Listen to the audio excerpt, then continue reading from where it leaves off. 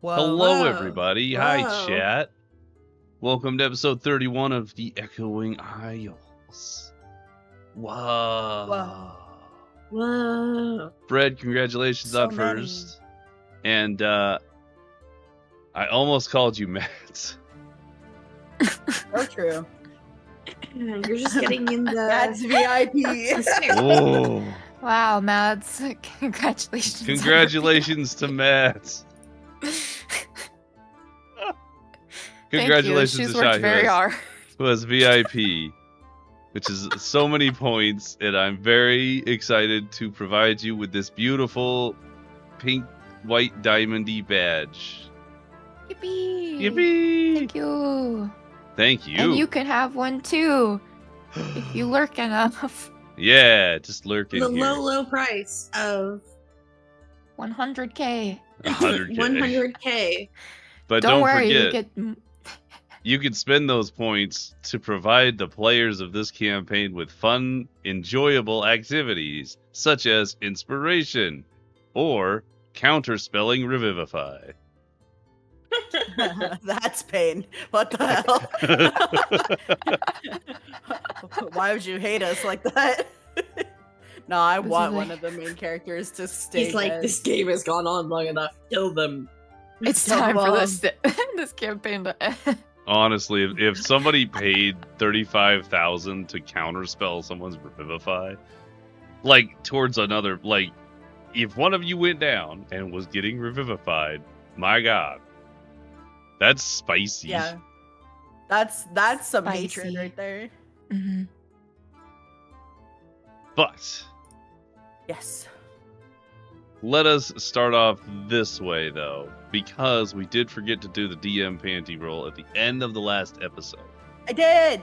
So, Liari, will you please roll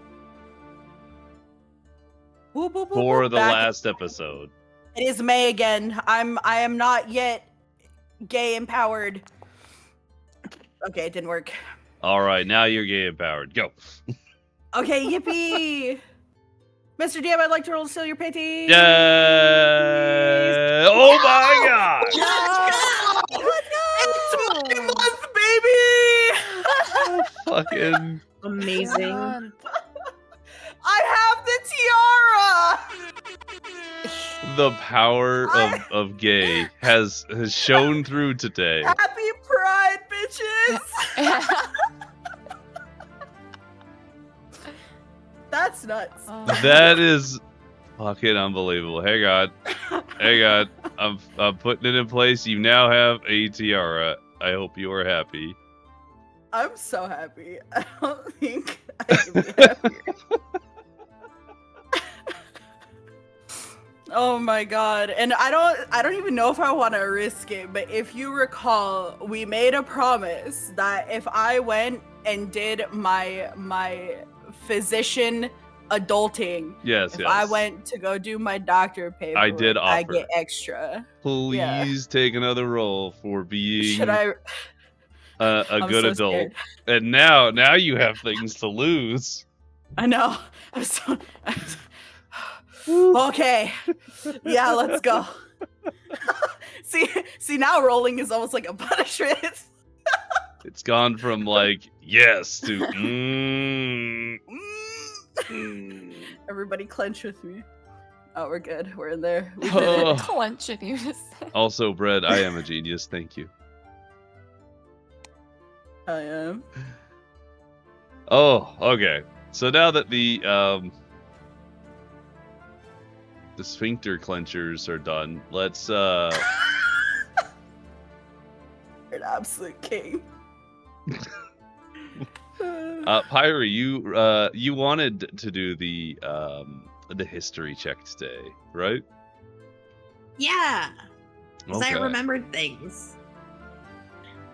Pyre is Kinda, now sorta. safe from the rolls. Yippee! Yippee! All right, So feel free last to time on enlighten us. Dragon Ball Z, Ah, Larry got laid again, had a quickie. I dropped stuff off at a leather person. Asha picked up our money from the monster hunting place. Got some funny looks because I dropped something. Pretty sure being followed.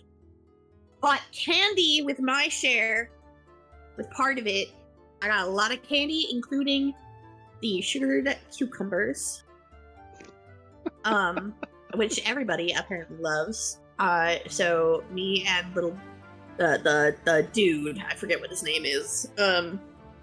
We gotta input another order. So he can make more for us, because I bought his only batch. Where's his name? He's in here. I gotta find his name though. Yeah. Oh yeah, he had a really awesome name that I did not write down. I'll go find it. They, I remember. Yeah. They so Dean. little dude. I bought ore from Sweet Bean. So Hambone can get armor, and Fire Lady is working on that. Mm-hmm. And now we're off to... What were we doing exactly? No, wait, actually we split up because Larry and Mads went to the library, and Mads introduced Larry to new pussy, who then formally Pun very much intended. Yes, and then There was a lot of intention in that Thank library. you for noticing. and then very much got declined, and was like, no thank you. But I hear you like murder. this really into that. particular cat has nowhere for going. And they went to go look for information about stuff that I don't remember. But I went on a date with Joe, and we got hot chocolate, and then my phone rang. And that's all I remember. Okay, so you got the beginning and the end, but in the middle, we did go do the contract negotiation with Tarvallo. Was that the time before? Yeah. No. There was was 2 like, episodes back to back. Yeah. We got him to sign the contract, and we got the information on the job we're supposed to do. Oh, yeah. And what was that job you were supposed to do again exactly? No idea. Pyrie did not handle these discussions. That is on Larry. Oh my god. Okay. And Mads. We'll tag team it. Yeah. We'll tag team it. We went to Tarvallo, and he actually signed the contract, and then the job he wanted us to do was to help scam the racetrack so that he could own it. And so Pyrie's gonna be the horse, Mads is gonna be the jockey, Joe is gonna be the alcohol that's boy. right. And That's then, what you guys were researching. correct, Because and I Mads got doesn't know what a jockey is. What's a jockey? I'm trying to figure out how to ride a horse. Chicken jockey.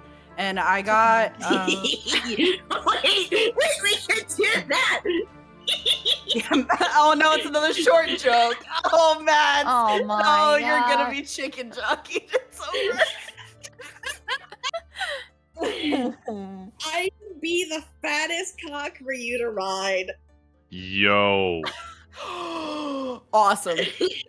That's gotta be the weem. So now we have to stall while Blaine cooks that. But I got this. Yeah, like, I need a minute. Yeah, I got this magical lockpick from Tarvallo where I have to do like some espionage. So I have to break into the place where they have the anti-cheat, anti-magic bullshit, and I have to like turn it off for the race and then turn it back on after the race. And that's how we win. And then also we did spend some time at Morkella's because I asked her about it and she's like, I don't know, just don't bleed on it, forehead. And I was like, you're right. True. That's my bad. I don't know. But yeah, and we got some saddle glue from Morkella. The glue magic. You did. Yep.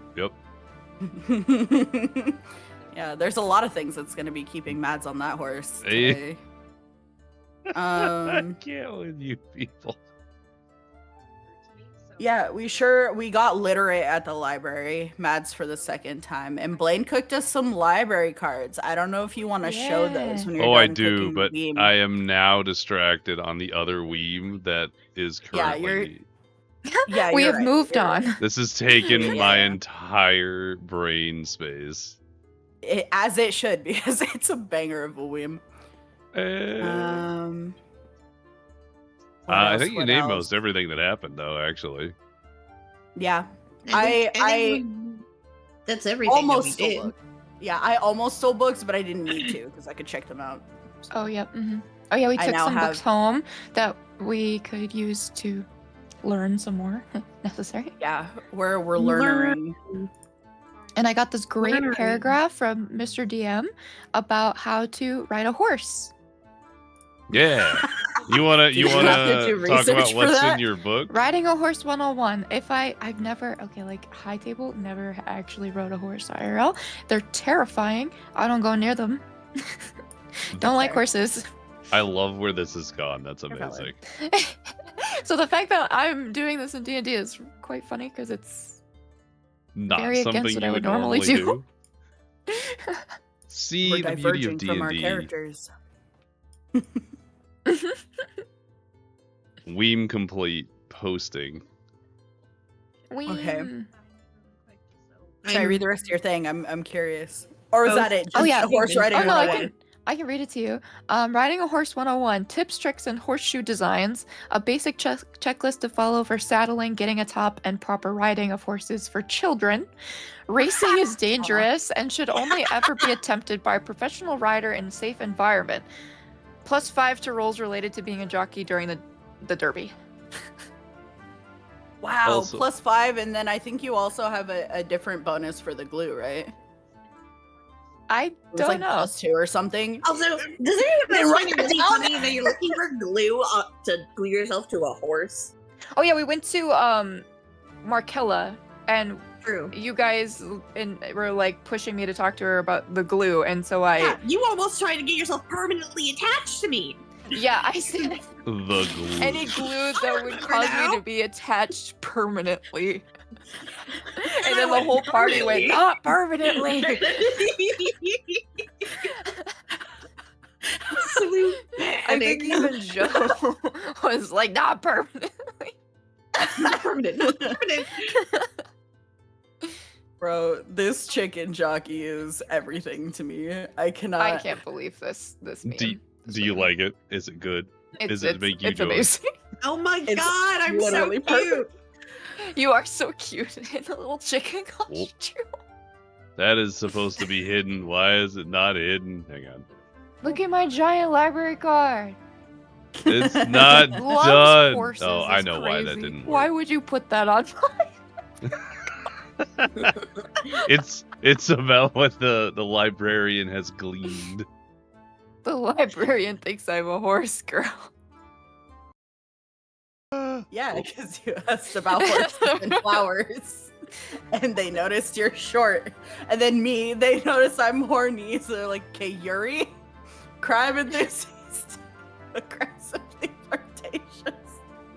Oh my god.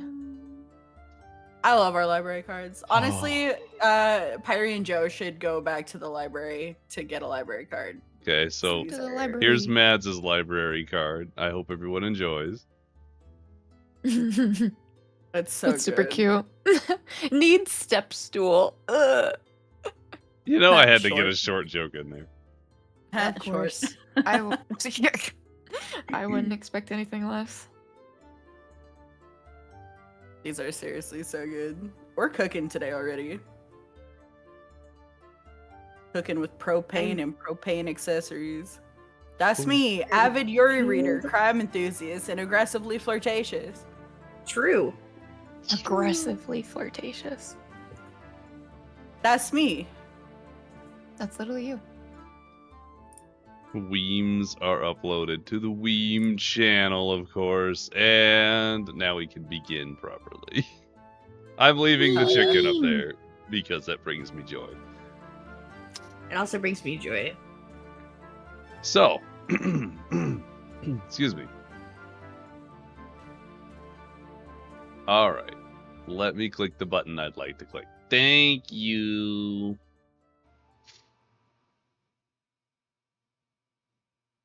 There it is. I have too many pages open in my notes now. Looking for random names of gnomes, which by the name, his name was Ben Loris. Not that it matters. Oh. But, in any case, Pyrie, you hear this little Oh yeah. clacking sound. You actually got it. Click, click. You hear a clacking sound, and you hear on the other side the voice of your old friend, Regulus.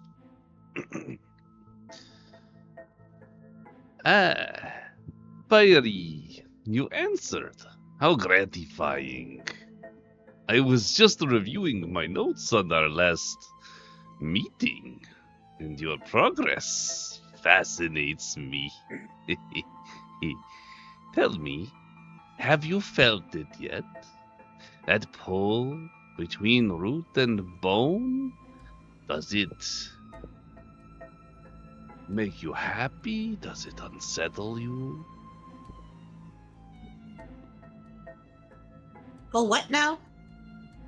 The pull, the power, the magic you wield that controls both root and bone simultaneously.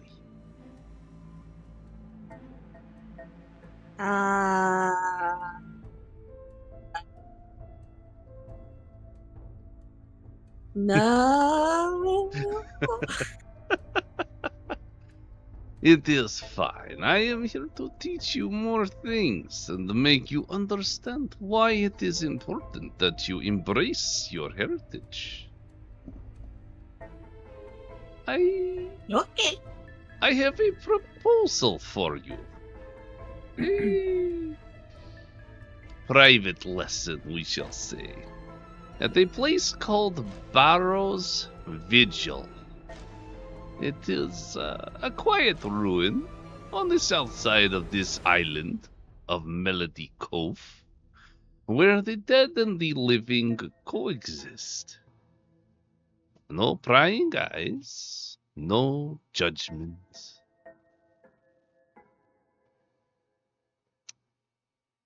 Would you be interested in perhaps learning more about these powers you have? Sure. When? Where is this again? What is it called?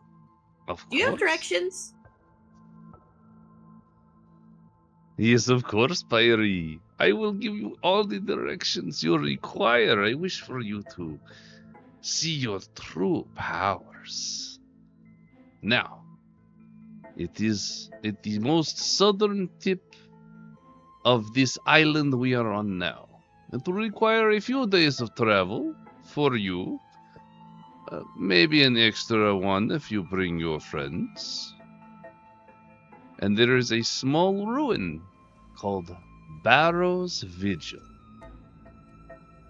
There is a reliquary there. Once sacred to this individual known as Ferocis. But now it is troubled. Restless spirits, you know. But with your gifts, we could soothe these spirits. That would be a noble act, no? Perhaps. Can possibly wait a day? Because I have a thing with the jockey. Oh, a thing with a jockey. That sounds very strangely intimate, but it is not me here to judge you for whatever you like to do with your free time. Now, I know, she has been kind of hugging me the whole time.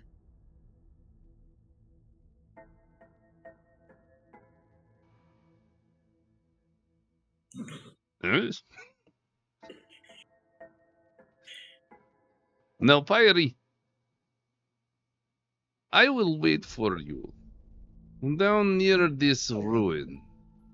And when you get here, once we see where your powers are at, I would like to teach you a little more control.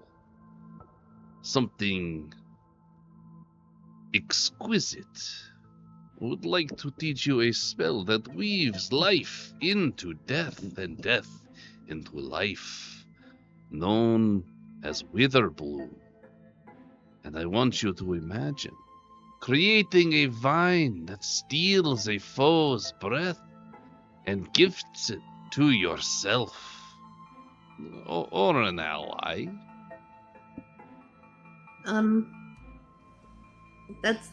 There's one problem with that, What is problem? Mr. DM. High table. I know Witherbloom. Oh, well, that I've is a used problem. it several times. You have used it. That's probably why the name came to me. So it's not Witherbloom anymore. Okay. We're gonna call it something else because it is an entire different spell. It is an entirely different spell that I've made. I just called it Witherbloom and did not check to see if that was a pre-named spell. It is a previously named spell that I actively know and have utilized. Then we did not say Witherbloom. Did you think I said I did not say Witherbloom?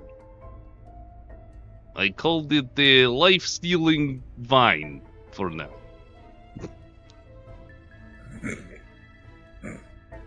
Okay.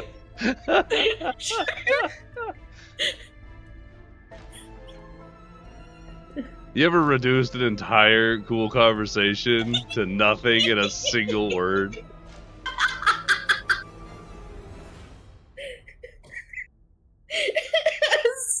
Sorry. I refer back to that fucking like YouTube short that I put in here when I was just like average Blaine and Sunny things. Yep. That's accurate. That's the predict on that goes hard. It was so good. So good.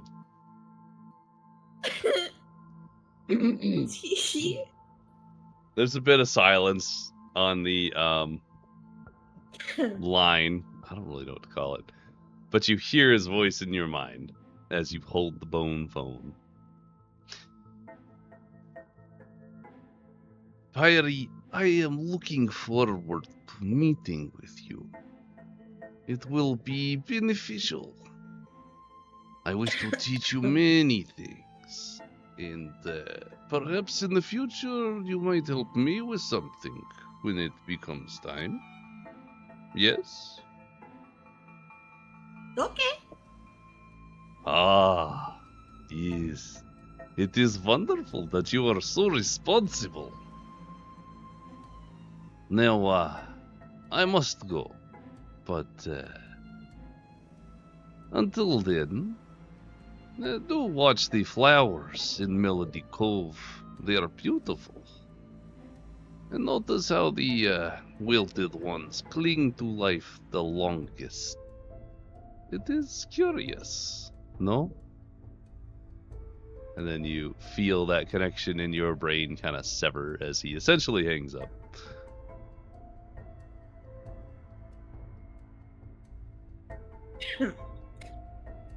So anyways, now you have a side quest. Side quest. Meanwhile, To do you were later. talking on the bone phone. Ads and Liari were walking around. So at this point, Pyrie, Joe's been sitting next to you as you had this conversation, which I imagine was in your own brain. You were just holding the phone. Yep. But Joe kind of like leans in a little bit and kind of waves his hand in front of you. Pyrie, are you okay, Pyrie?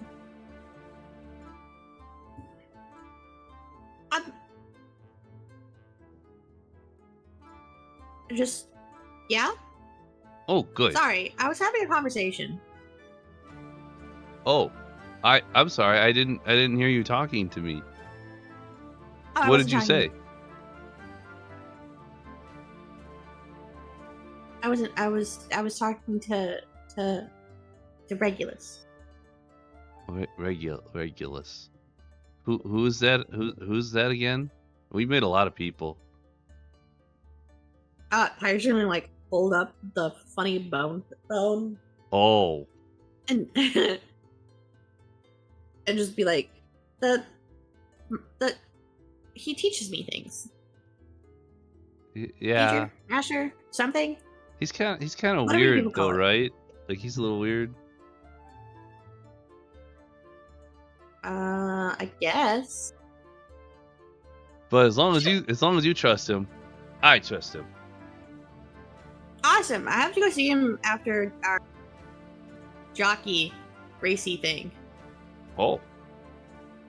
Well, that sounds fun. Where are you gonna go? South. Definitely said south. Oh. I don't remember the name of the thing, but it's supposed to take a couple days to get there. Oh, okay. I'll make sure we pack some stuff for the trip then. Okay. As you two go back to enjoying the remnants of your hot chocolate, we'll zoom over to Mads and Liari, who have left their library adventure and have begun making their way. I believe you guys contacted Pyrie and Joe at the end of the last episode, so you know that they were getting hot chocolate. Yep. I think they were joining us for hot chocolate. Hot chocolate. Hot chocolate. Ah. Hot. Oh, we got it. Hot. Yeah, we got it. Polar Express every year. All day, every day. For the whole month of December. So sorry. I've still never seen No, that. it's okay. It's a pretty good Oh, movie. no. It's just on repeat. Seen it It's enough. a lot. I think Anna's seen it enough for all of us, actually. So I think It's my we're brother's good. favorite We're movie. covered. Actually, fun lore, I've seen not quite a relevant bit to too. anything. It's the only movie that he's ever sat through in theaters. It's the only movie he ever got to watch in a theater, and it's the only movie that he consistently sits down and watches Really? all the way Aw. through in pure silence. Wow. Big lore. That's awesome. Back to D&D. Back to our regularly scheduled shenanigans. Yeah. All right, Mads, I'm gonna move you. Okay. So, my Liari and Mads, as you guys make your way up to the wonderful little cafe that serves delicious hot chocolate, you find Pyrie and Joe having a conversation, something about traveling. As you come in, they kind of stop and you all give your normal hellos. Wow. Howdy. Amazing. Howdy. So the apology pussy didn't work out, but we found some really sick books though. I think Yeah, Mads found some is good gonna information Yeah, on Mads how to is be gonna a jockey. professional. Yeah. We're gonna try our best. You got this. Your book plus the glue plus Pyrie, it's a no-fail situation. It's easy claps. Gonna look Also, at I found some interesting criminology books. I don't know if anyone ever wants to borrow that sometime, but I don't know. I don't know if you're into that stuff. But investigating is pretty cool. I don't know. Some interesting books you found there, huh? Yeah. Says the DM. Some history of the area and since Benu's come to power and the changes that have been made, if anyone's curious. No? Okay. But yeah, how's the hot chocolate? Tasty. You should get some. You're so right. I'm gonna go get some. I'd also like to get some. Hot cocoa time. All right, everybody Hot get some cocoa's hot fine. cocoa, and you all enjoy it. As you spent the vast majority of the day out and about doing all sorts of things, the day has begun to kind of come to a close. the sun is beginning to reach the horizon. So you do have a little bit of time available to you if you'd like to go and do other things before you would normally sleep and begin your next day. I don't know if y'all wanted to practice writing on Pyrie at all before we do the thing, or if you just want to go in blind.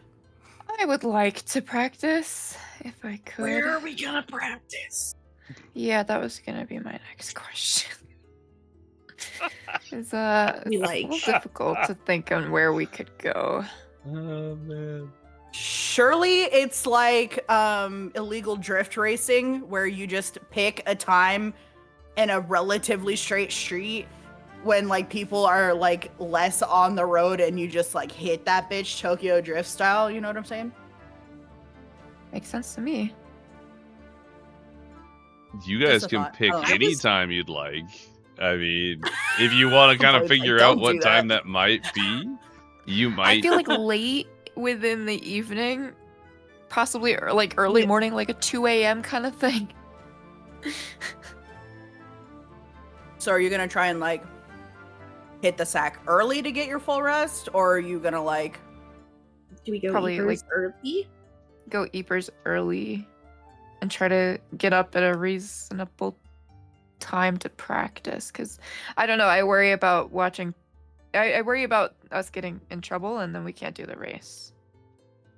I mean, you can go whatever Um, time you want. I was just throwing out some illegal street racing just cuz. You know. And all plus, good like, things happen Pyrie's in got to heart. change into a horse, and like I feel like if someone sees that, that could potentially be detrimental to us within the race. Sure. Why don't we just go outside of city limits? Into What? the fields? I mean, that could work. Yeah. I'm So down I with that. don't accidentally run over anybody? Either one. Accidental manslaughter in the city streets. There was nothing accidental about it. Is it manslaughter because I killed a man, or is it manslaughter because I'm a man that killed someone? In which case, would it be a horse slaughter? Good question. These are the big brain moments. See, and I checked out a book on criminology, and y'all had no interest in reading that, but now you're asking questions. I think you should borrow this book. I think Pyrie's already read it. Pyrie reads? I thought Pyrie didn't read. Someone read it to her. I don't know. I was gonna violently shake her head and be like, no reading. Okay. But yeah, y'all can practice whenever. I was just kind of bringing that up, you know. You want to do it now, later? I will do what the party thinks they want to do. I have no preference. I'm not I just- involved. I just gotta pick locks, so. All right, what do you think, Pyrie? I vote we wiggle outside, like, to outside city limits a little bit. And then, you know, practice out there. Sure, sounds good to me. All right.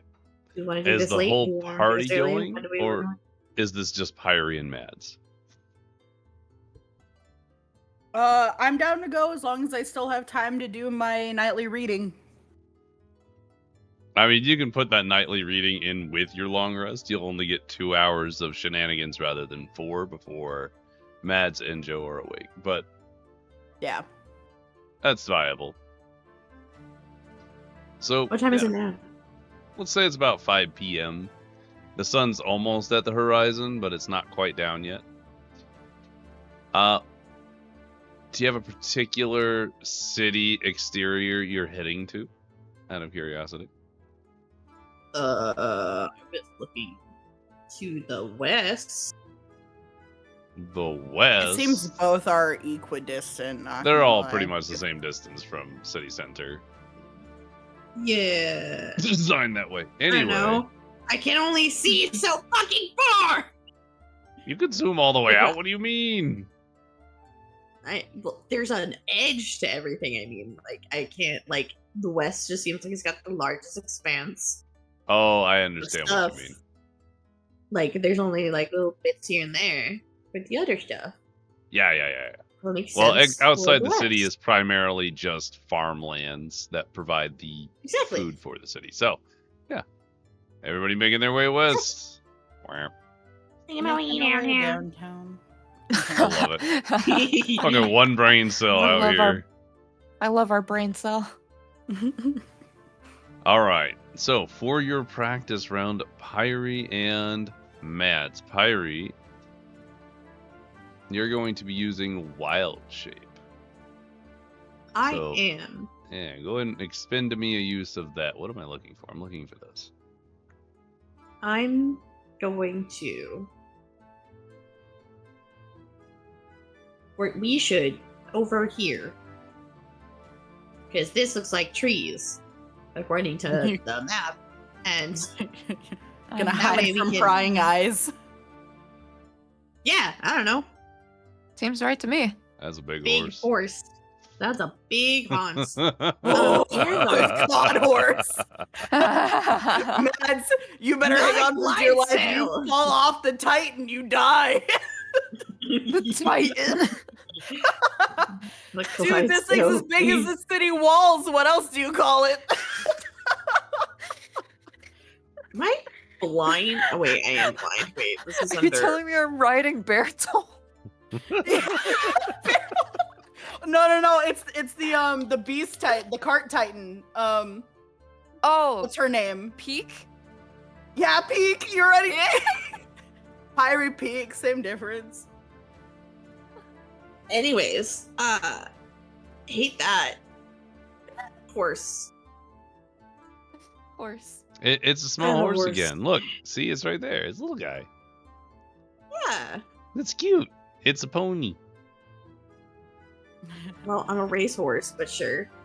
Yes, so you are technically a riding horse, so you have riding horse stats, as you can see. So all of your rolls will technically come, if it is a physical attribute such as strength, constitution, or dexterity, it will come from the horse's stats.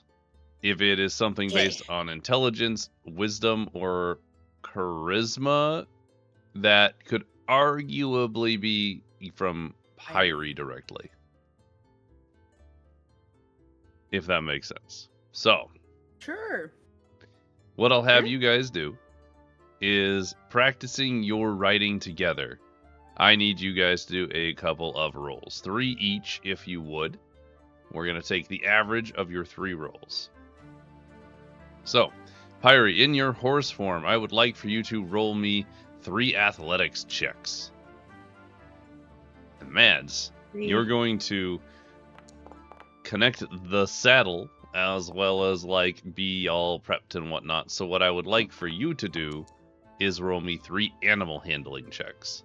And this will count towards... So between the two of you, it's going to count towards, firstly, being properly saddled and set up.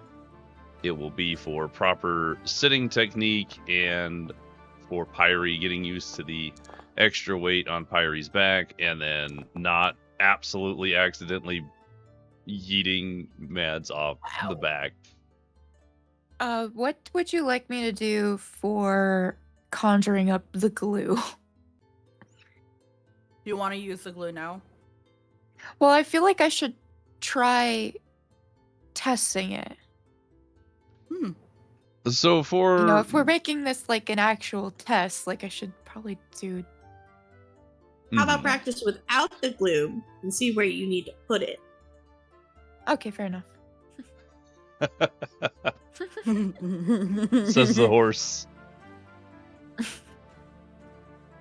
Oh, as a We're fun mentally fact. connected. Yeah, that's true. All right, I was gonna say, as a horse, you can't technically talk anymore, but if you're mentally connected, Exactly. That's like my only job. She finds the group chat. Because you saw how well our communication went when I got pissed off and severed the connection. Cue That the did rain. happen, didn't it? All right. So between your averages, Pyre, you managed to feel pretty comfortable with the saddle on your back. And as soon as Mad gets on, you kind of like adjust your stance to accommodate a rider.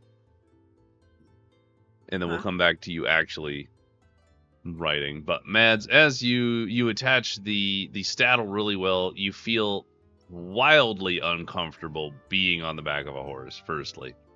Not your thing. Don't like it all that much. But once Pyre begins to kind of gallop back and forth along the wall or hidden in a fat. Like I would say, you guys aren't really being obvious out here practicing.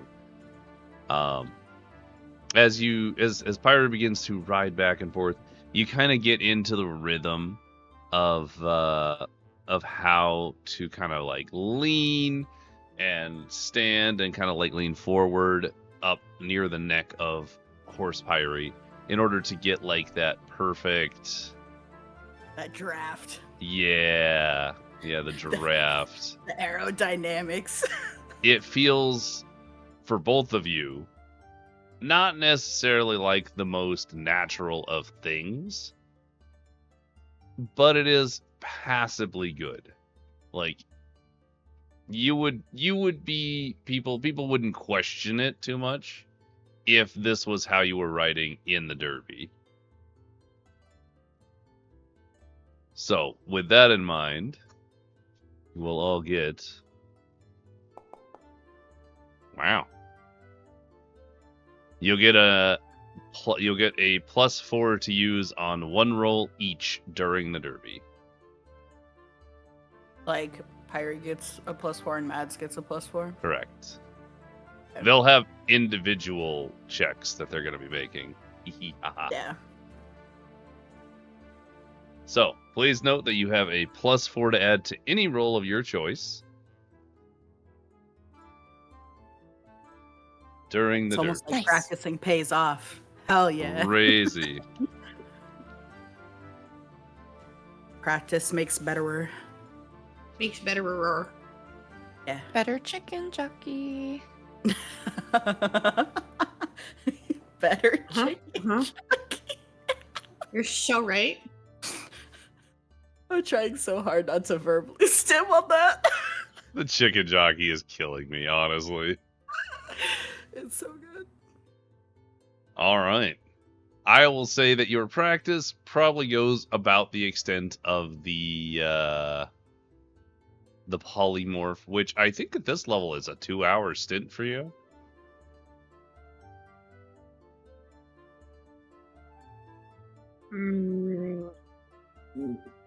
For what? Huh? How long you're You're an practicing. animal. How long I'm in? You stay in the form for the number of hours equal to half of your druid level. Oh, so you could be in this form for 4 hours. Yeah. All right. Well, I wouldn't say this is a 4-hour trip, right? I would think about 2 just for like proper practicing, doing all that stuff. Yeah, that should be about right. So we'll say the sun has set. It is now around 7. The lanterns along the watchtowers are being lit all along the watchtower. And what would you guys like to do from there?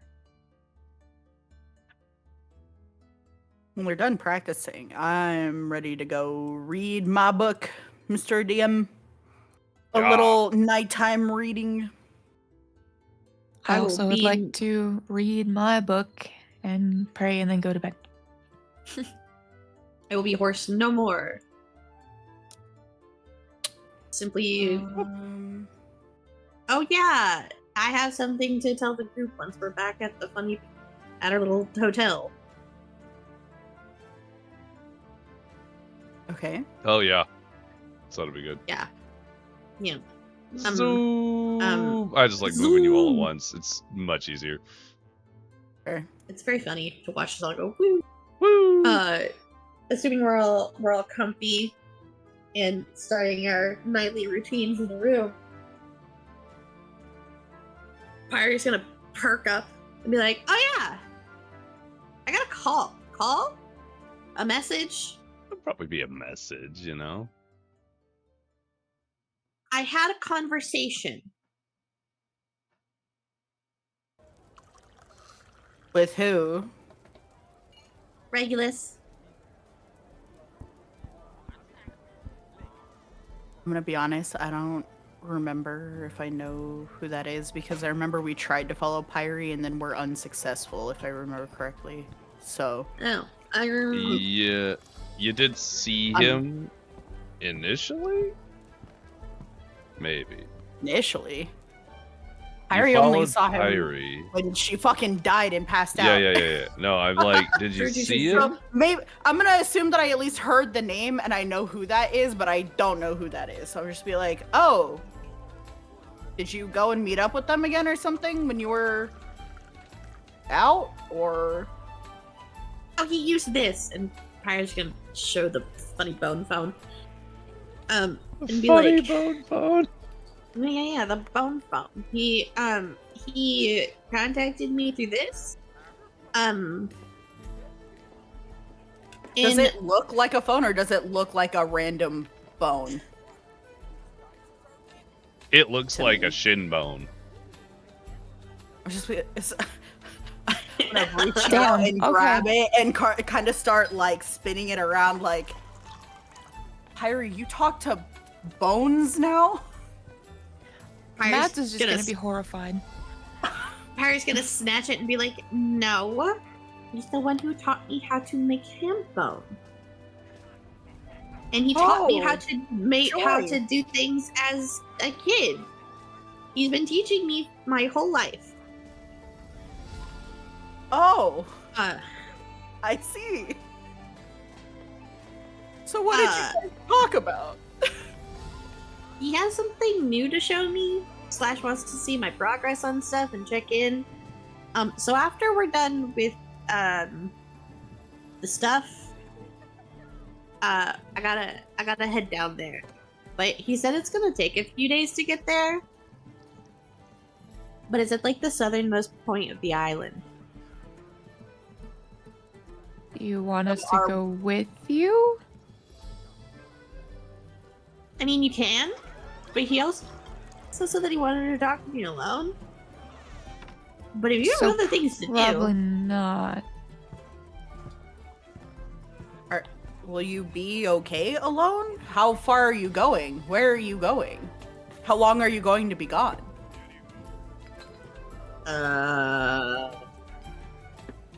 south, few days.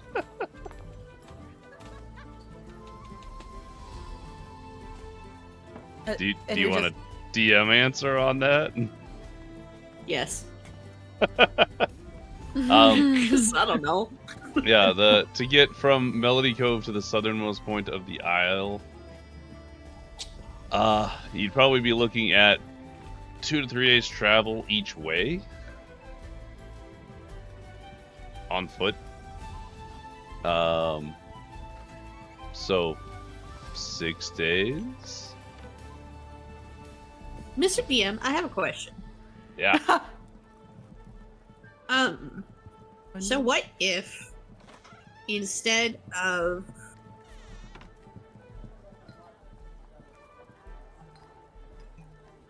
walking there myself, what if instead I decided that I wanted to fly there instead? That would probably be a significant time saver. Do I know any large flying things to turn into? I don't know how to check this. We did have your initial set of wild shapes here. I think when I made these, you were a much lower level. It was level 1. It was, or whenever we started. That was a long time ago. Yeah.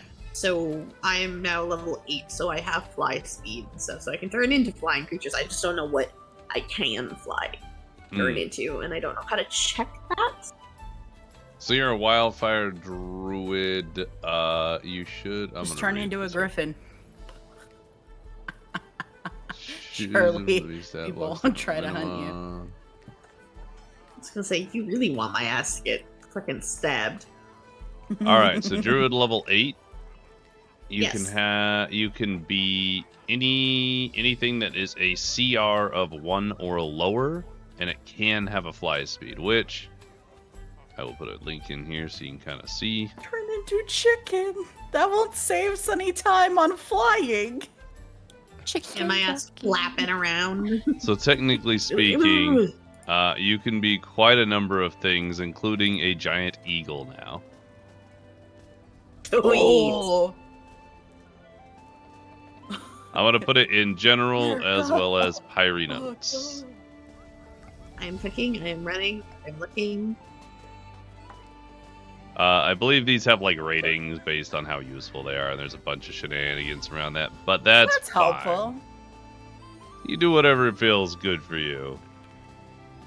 Irie always does. Honestly, giant eagle sounds awesome. Specifically because I want to carry Hambone with me, and I can carry Hambone in my pants then. Because he can just sit there. How many people can sit on a giant eagle?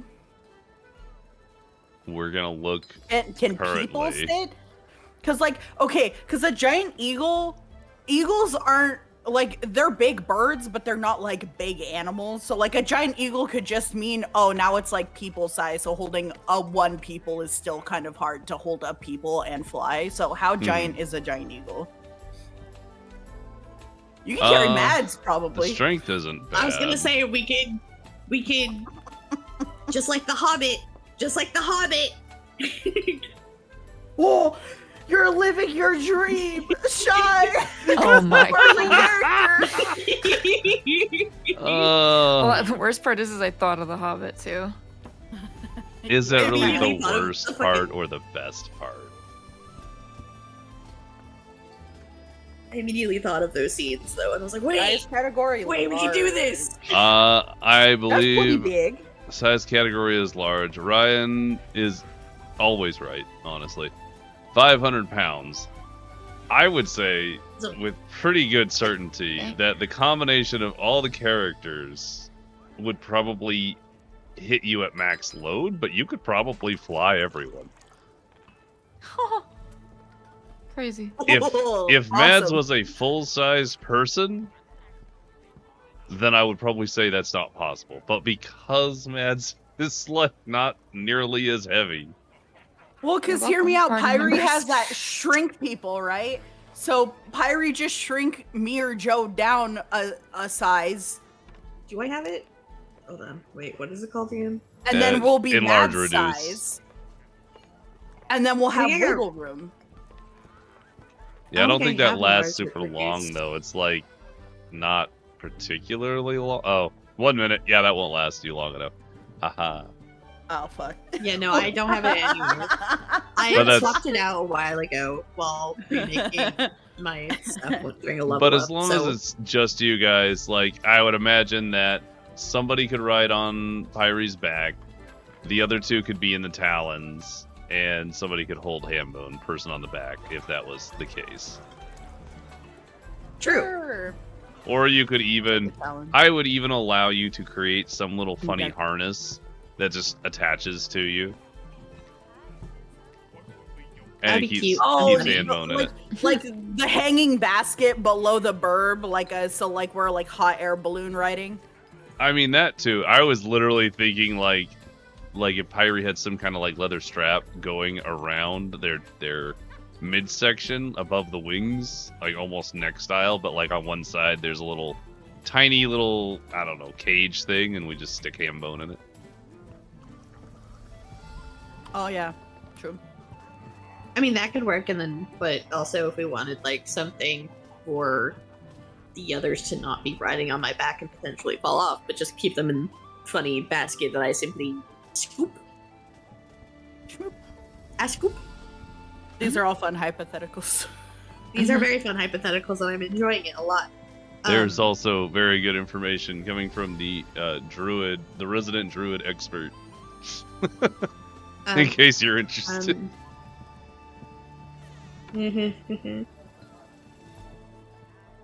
Jeez. For 1 That's hour. nice. But wait. Was I would wait, I'll conjure. Do I? Conjure animals. I don't believe I do. It is not prepared, but you do have it. I have wild companion. Under your 3rd level unprepared, conjure animals. There's a lot of things. Oh. Honestly, that's pretty cool. I don't think I've ever seen it before. I have a lot of other random junk that's like You've been collecting. Well, eagles go 80 foot per 6 seconds, but if you were dashing, then you're going 160 feet per 6 seconds. That's a lot of so fast as fuck, boy. So fast. We need I'm so seatbelts. fast. Okay. So that's why I'm crazy. saying to like basket thing, because like keep y'all asses in and I don't sure drop about you that then. though. The fuck? Yeah. Exactly. Keep y'all in and not drop you. I think that's a funny idea. But this is also something funny. We go racing. Where I will also hopefully be fast as fuck boy. Oh yeah. So true. Wait, am I supposed to win the race? Yes. The exasperated win. yes gets me. So did we plan around potentially helping my dumb horse ass go slightly faster? I don't know. Did you do anything to make you go faster? Because all I know is I brushed up on my lockpicking skills, but I'm like a god turned anyway, into so a it doesn't horse. matter. That's Yeah, and we got mad some fucking glue in a book, How To for Children. You guys are doing so good. So what do you mean we? You'll be fine. Mr. DM, You have, I have a you have a question. +4 on a roll. Okay, yes, but I have a question, Mr. DM. Aye. Okay. So technically speaking, okay, first, does casting wild shape doesn't break concentration, correct? 'Cause I'm looking at the thing and it doesn't say anything about it breaking concentration for anything. Yeah. Wild shape, you can maintain concentration on a spell while you're in wild shape, but you cannot cast another spell while in wild shape. And you still Perfect. have the like requirements. If you were hit in wild shape, you will have to roll a concentration roll, etc., etc. Oh lord. Okay, shit, that's fine though. Mads, that's your job. Sigh. Size. Would you say running fast is a dexterity or a strength thing? I think you could argue both ways. What are Pretty you? sure they just had you do athletics, which is strength based. Because but- I have enhanced ability that I could cast on myself.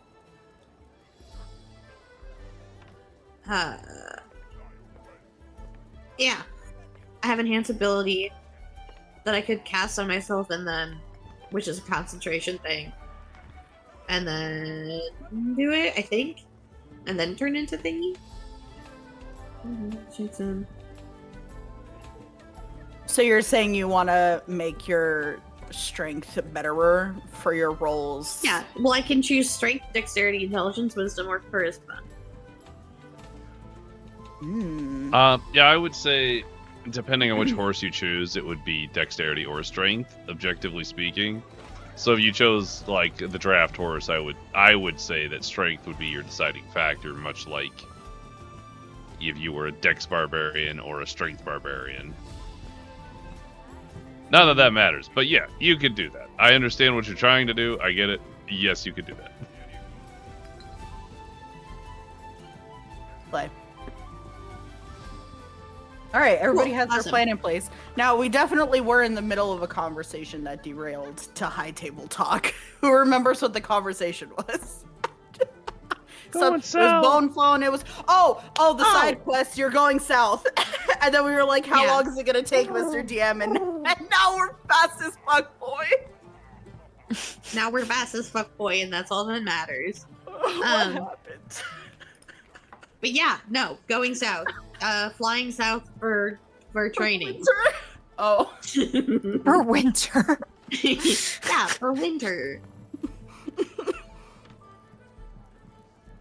That's a long time for you to be gone by yourself. I would rather us go all together.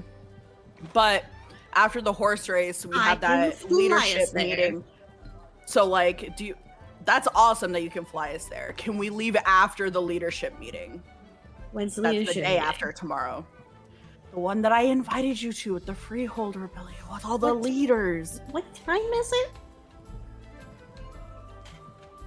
The day What is after that? tomorrow. Yeah. Oh, I have the that. day, but Hold the on. time. Is it morning, noon, night? When is this happening? I don't know. When do the leaders of freedom and justice Okay, meet up? hold What's a on. good time? Time out. The 69, 420, whatever. the activity tracker says that you have the derby tomorrow. That will begin in the morning and end in the evening. It's an all-day event. Yes. Yeah. The following day, towards the evening, is going to be your Freehold Rebellion meeting. Yes. Araltha will get you more information on that. It will take, depending on how you guys get there, anywhere between, I guess if you're doing super fast flying, a day to 3 days per like direction to and from that location in the south area. Yeah. But I'm asking if we could leave later. 'Cause Objectively, I want the party to go together to Pyre's thing, but Yeah, I yeah, still yeah. want to go to my So, leadership meeting. technically that's what I'm speaking, asking. high and then Pyre's table- like, what time of day is that? high table. So I guess the you evening. guys they will hold off a moment for you if you go as a group like that. That's high table. That's okay. Oh, Pyre's thing will hold off? Just yeah, Pyre's thing will hold off for however long it is until the group goes. If you guys want to go as a group. Well, 'Cause, high like, I table, kind I of figured adjust as much, that. but I'm asking Pyre if she Okay. will wait, because she can just take off whenever. And I will have This no is true and say. And I will have to catch up.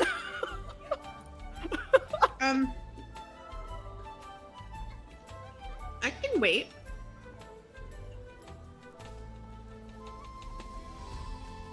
But we leave right after.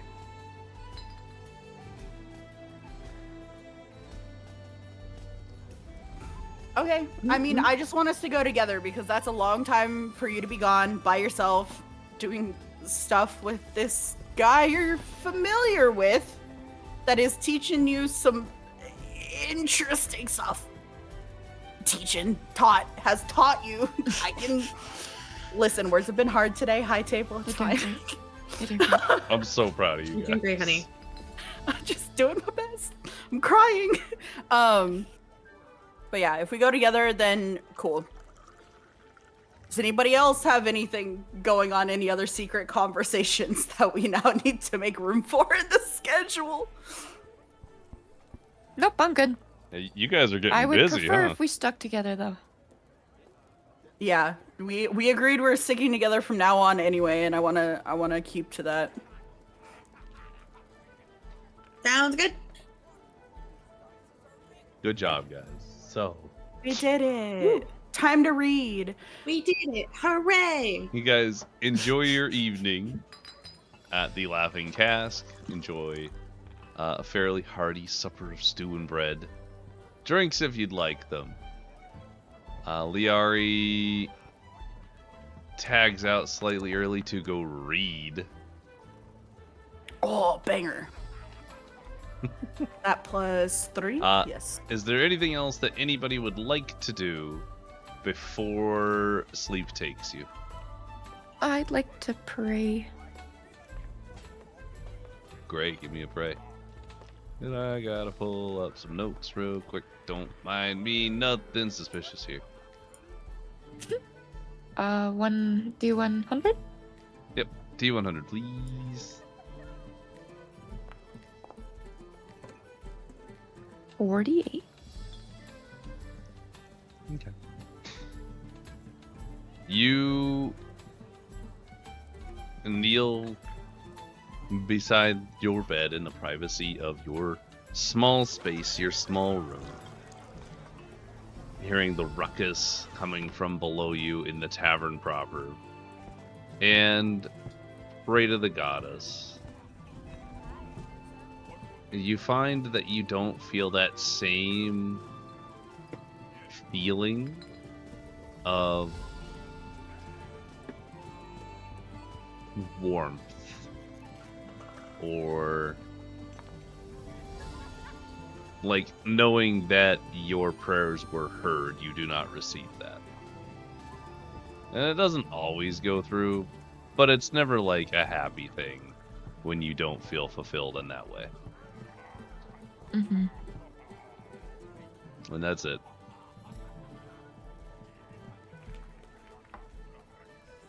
Man. All right. Praying's done. Reading has happened. Hyrie and Joe, anything? Well, not Joe. I'm Joe. Jesus. Hyrie, you doing anything before you turn it?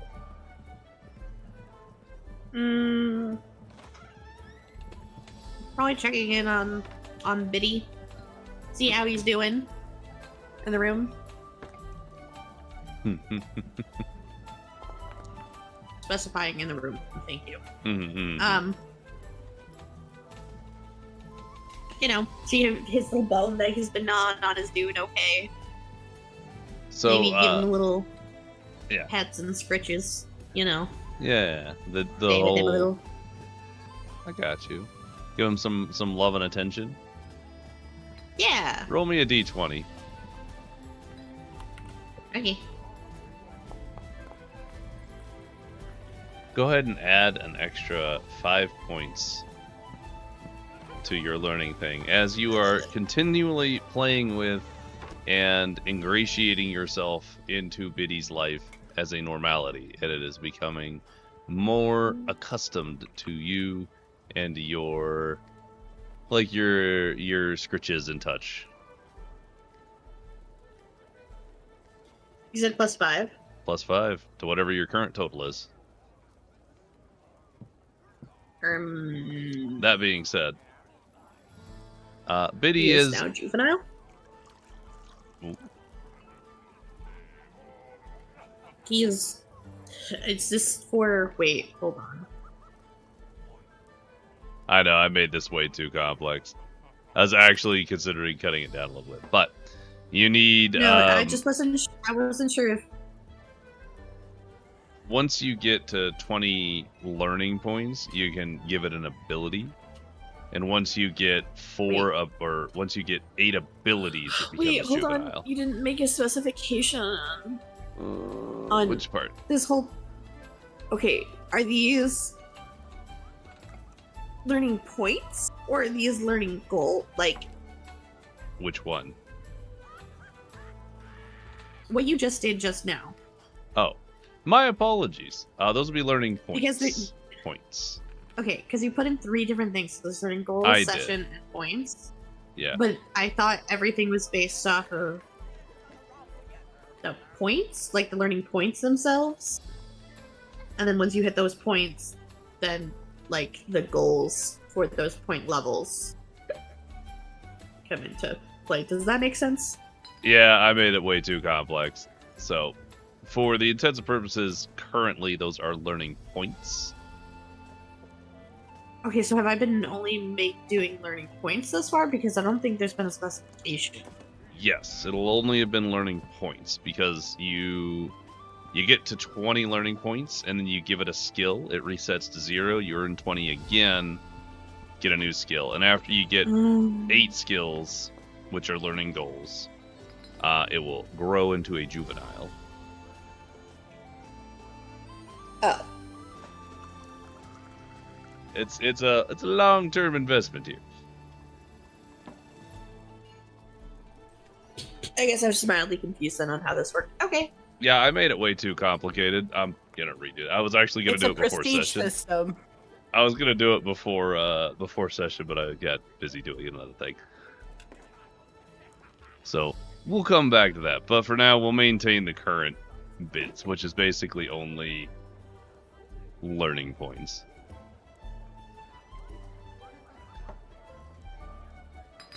In any case, everybody good with their evening activities? These hold Mr. Deanna. Holding. I'm good. Can I cheese this so that I read 2 hours at night, go to bed for 4 hours, wake up, read again? Because it's technically a new day. It's the only day I can really cheese it, but I'm curious if you... I mean, technically speaking, because It won't do anything. yours is a book, I mean, as long as you dedicate that time frame to reading and nothing else. Yeah, I'm don't think I'm it just matters. bringing that up because it says essentially what I'm assuming is once per long rest. It says each long rest I can dedicate 2 hours, so once per long rest. So like if I do one at the end of the day and then long rest and then do it at the beginning of the day, then I have to wait to do it at the beginning of the day every day, but I can get like a double in the same sort of like couple of 8 hours. I understand. You know? I mean, technically, you could do that, but you wouldn't be able to do it that evening. It's just so that you don't get it immediately, right? It's a learning thing. So you would prefer me not to do that, is what I'm hearing. Oh no, you can do it in the morning. It's not going to bother me at all. Okay. Well, sure. Because, yeah, I know I can do it once a day if I'm just switching it to the morning instead of evenings. That's fine. Yeah, essentially. How we doing there, Pyrie? Yep, we can move on. Okay.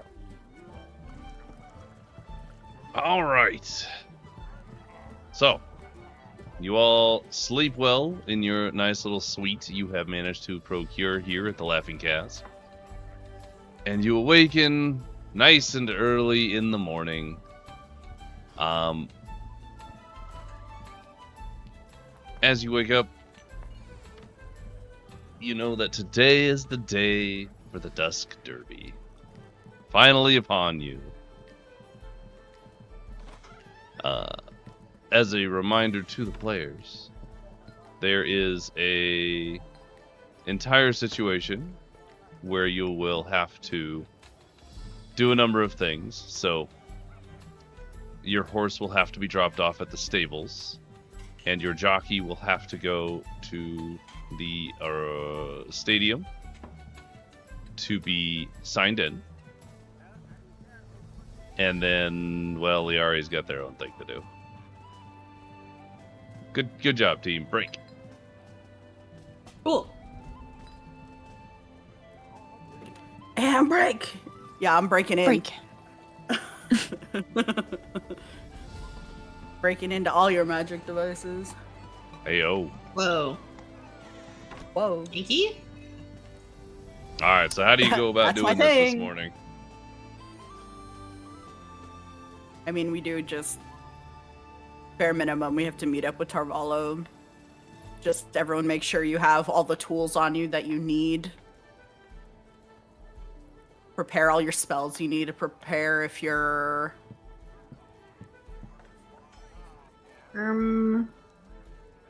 Sunny, I know you said you can't do that because you don't have it prepped. You can prep new things every day. This is why we're in the morning. You can prep whatever you want right now. That's Yep. that's why I brought it up. Prep what magic users. If you want to switch your spells now is the time. Yeah, clerics and druids both may switch their spells at a long can't do rest. So yeah, I don't do magic. you do So not. that's but for your reminder, if you have spells that you know but are not prepped, you can prep the more beneficial ones now for our funny heist thing. Heist is a funny way to put it. I mean, it's not wrong. Yeah. And then we are doing. Yeah, meet up with Tarvalo, and then we'll.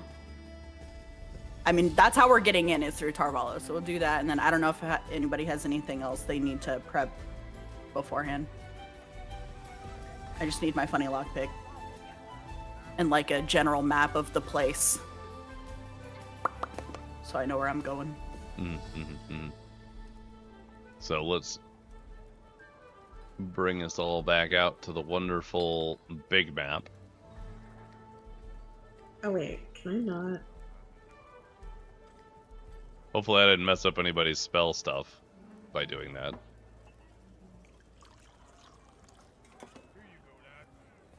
All right. Switching the map. So how are you contacting Tarvalo, if that's the plan? I mean, we have our funny key that works. Because I asked, is the key going to work again? He said, it'll work as many times as I want it to work. So. All right. I'm assuming we just throw another foot at the door, question mark. Even though he said not to do that because it breaks his door, but it would be funny. I have a question. Answer. So, I know technically I only have so many, like, first spell slots. Mm-hmm. But, like, if I added a prepared thing to it, don't I usually have to unprepare something else? Because I only have so many... Correct. Okay. Why does it... You're trading. Okay.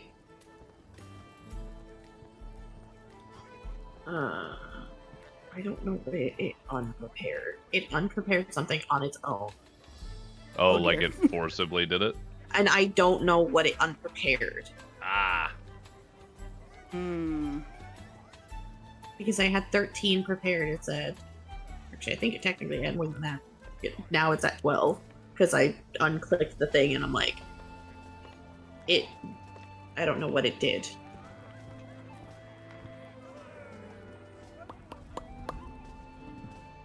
We could probably compare it with your D&D Beyond sheet. I am attempting to log in now, so I can see. Because I don't know what it did, but it screwed something up.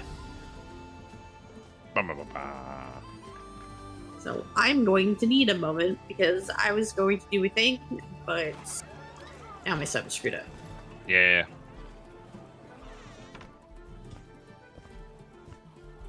It's okay. It's a lot of reading. Magic It's a stuff. lot, yeah. And then technology. And then... Yippee. Objectively, if you wanted, we could reset you by just re-downloading your character. Yeah, nothing's changed today, question mark. Yeah, can we? Because... Yeah. Do you want me to do it? Yeah. Make sure that you click the funny things to keep my I'm shit. gonna make sure to click the funny thing. Ignore items wanna on go through that character again. sheet that have not been imported. Yes, ignore those. Clickety click.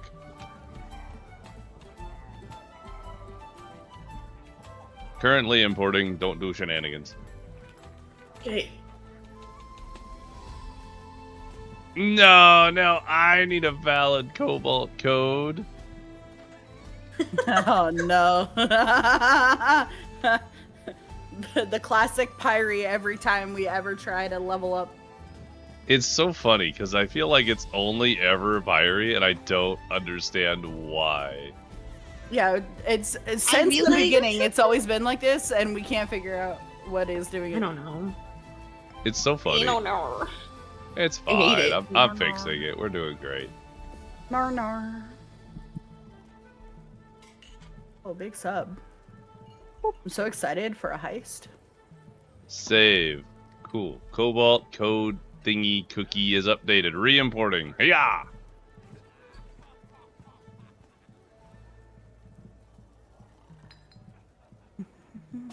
Do do do do do do do do do.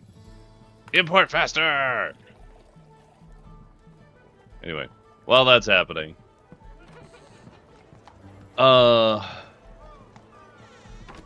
was your intention, Pyrie? So I know what I can do in the meantime.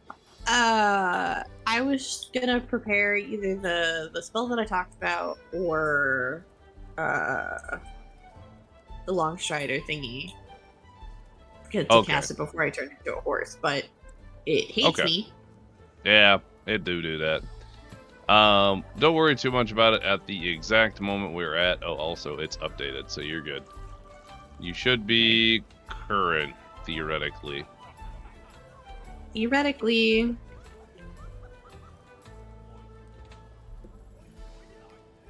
But that won't affect quite yet, because we're not at the point where you're changing into a horse, necessarily. Yeah, other people do other things. I'm gonna...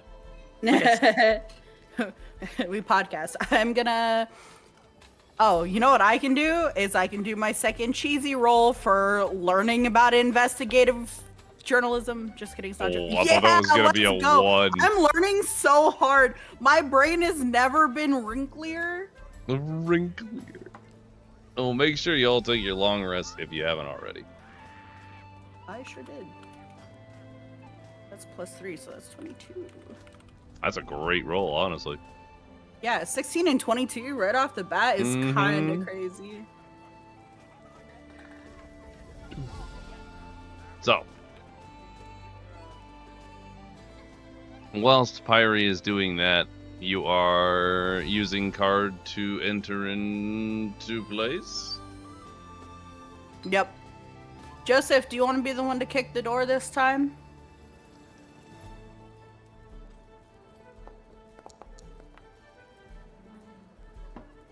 Yeah, I'll do it. This will be great. So he's gonna take the card and he's gonna knock 3 times with his foot. But as he attempts to kick it really hard, he misjudges the distance and misses the door entirely and falls on his ass. Aw, sweet bean. That's okay. Mads? Yes. You want to be the one to kick the door? Sure, I'll try. All right, Mads. Yeah, just roll a 20 for flavor. You won't fail, but unless you roll a 1. Holy shit. So, Mads, when you're knocking, kicking on this door, how exactly do you want it to go? Because that's how it's gonna go.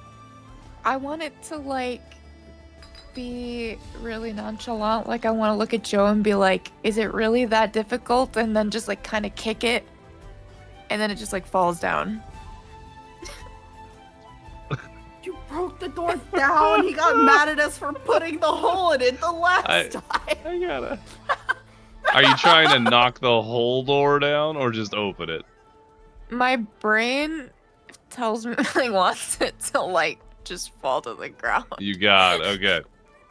With a natural 20, you take the card from Joe, hold it, and then you look at him with just kind of like a serious, and you kick it once really hard. The whole door kind of shakes.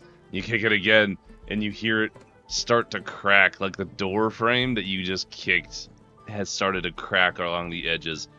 And you kick the 3rd time with all of the force you could muster, and you just hit it just right, where you watch as the bottom half of the door kind of bows outwards and then comes back, and it snaps the rest of the door bottom to top in a forward rotation, much like a falling domino, as it rips off the hinges and flies into the really nice gambling hall that you're familiar with now at this point, leaving a gaping hole where there was once a door.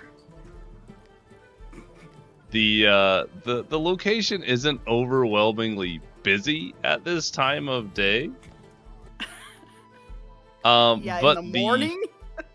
But the individuals wearing masks all immediately flick their heads towards the now destroyed door. As you stand on the other side, foot extended, kind of looking in at them. I'd like to put my leg down and just be like, oh, sorry. I want to run in and try and grab the door and try to put it back. Like, damn, Mads! sorry, our bad. Liari rushes in, just picks up the door, kind of like tries to lean it into the frame, but the frame is broken and it doesn't fit anymore. Liari just awkwardly sets it kind of to the side. As all the attendants in Chance's carousel just stare in bewilderment at you. We put a little too much whey powder on our Wheaties this morning. Looking real strong, sorry. Go as you were, people. As you were. As you kind of like are trying to, it's just fine. This is fine. Don't worry about it. That's when you see the familiar individual kind of stride out of the lounge hall, kind of assess the door as his eyes flick from the door to you, trying to like keep everybody calm, to Mads, who is still standing in the doorway looking kind of smugly proud. He just I'd like to wave to Tarpolo. Hi, sorry about this. Gesture towards the door. that one hand goes up and like pinches the bridge of the nose. Yes, this... I'll have it repaired. That's fine. Are you all ready for... Not my fault this time. I am so glad to hear that, Pyrie, my dear. Now, are you all prepared for the race, with which I hope you have more decorum in than you have coming into my establishment? Yes, we're very prepared for today. Wonderful, because it must go perfectly well. Are you gonna whisper over to Larry and be like, "What's decorum? I forgot." I think it's all the fancy stuff that he's got in the room. Oh. You know, when you like decorate. Why do we need that? I have no idea. Maybe you get to wear something real fancy in your hair, like a show pony. Pyrie's gonna look visibly and like just not disgust, but just like like teenage grown. I don't wanna.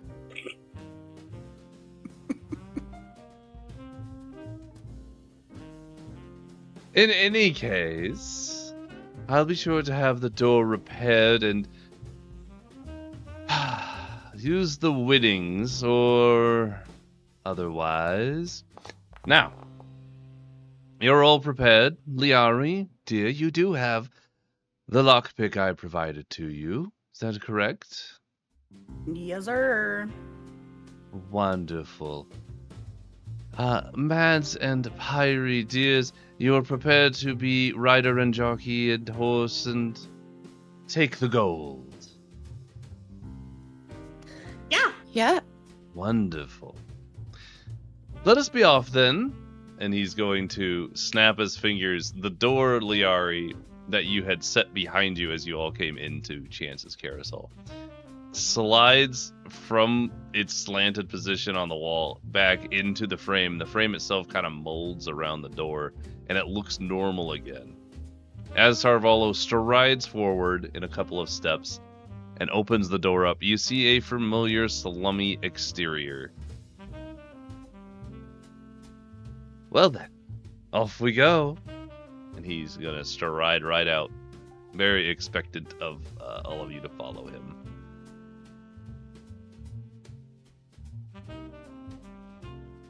Okay. We follow.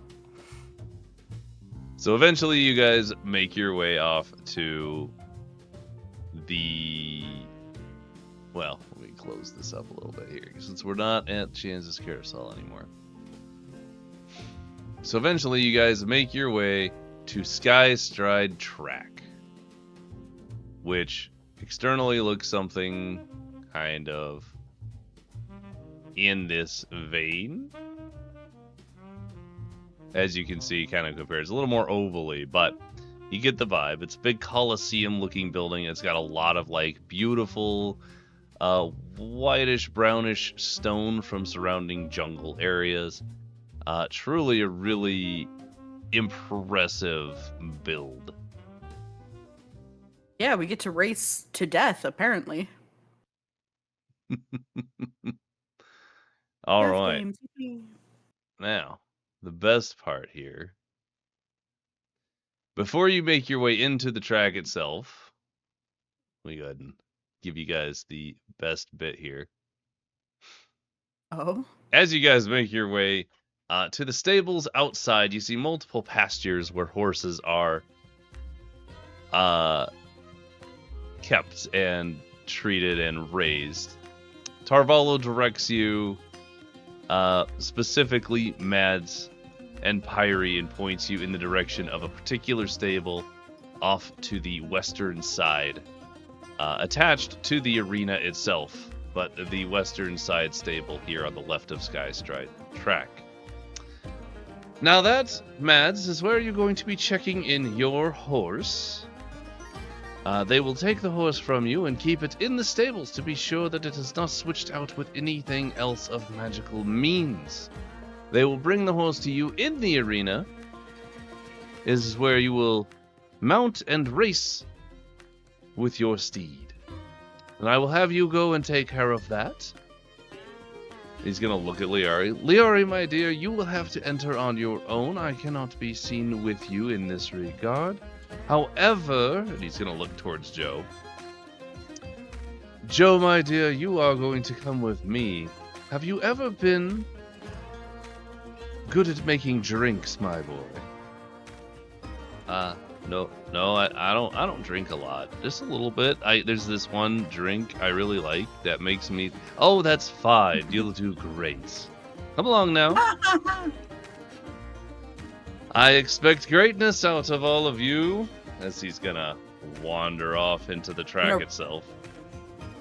Well, before he leaves, does he have, like, a map for me? I have a general question as well. Absolutely.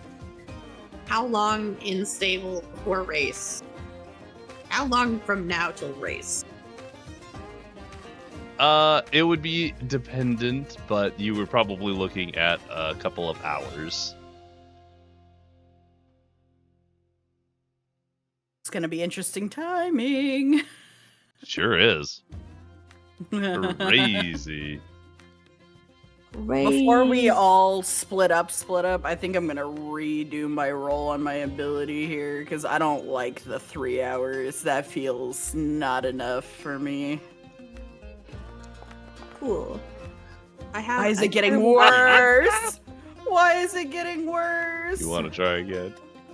Yeah. There There you we go. go. 6 That's hours. fine. I will unironically mark off 2 points on the thing for that. That's yeah. Okay. I have... No, wait, never mind. Never mind. Never mind? If Never Tarvala doesn't mind. have a map for me, I will figure it out. But I figure he would have. Yeah, like you have the nature. general location. You know that you have to go to a control box. I'm not sure if I gave you guys this information, but Liari specifically will have to go up a control, like, employees only section in order to get into the control box and disable it without being caught at the appropriate time, which will be from the just before the race begins and just before the race ends. Yep. And then, of course, Pyrie and Mad just have to win the race. So true, Misty. Yeah, no pressure. They do great. Where... Me horse, where do... Question mark. Looks at rest of group. I mean... high table or in-game? In-game? Okay, because you're going to be...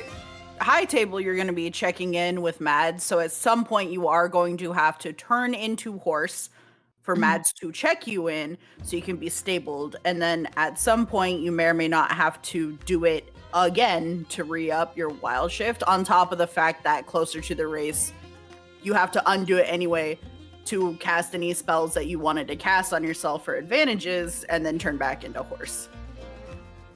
That's how my brain sees that, like, playing out. So you're gonna have to figure that out the best you can. But in game, you and Mads can talk about that for timing, because I think we're all fucking off in different directions now. It's weird how that worked out.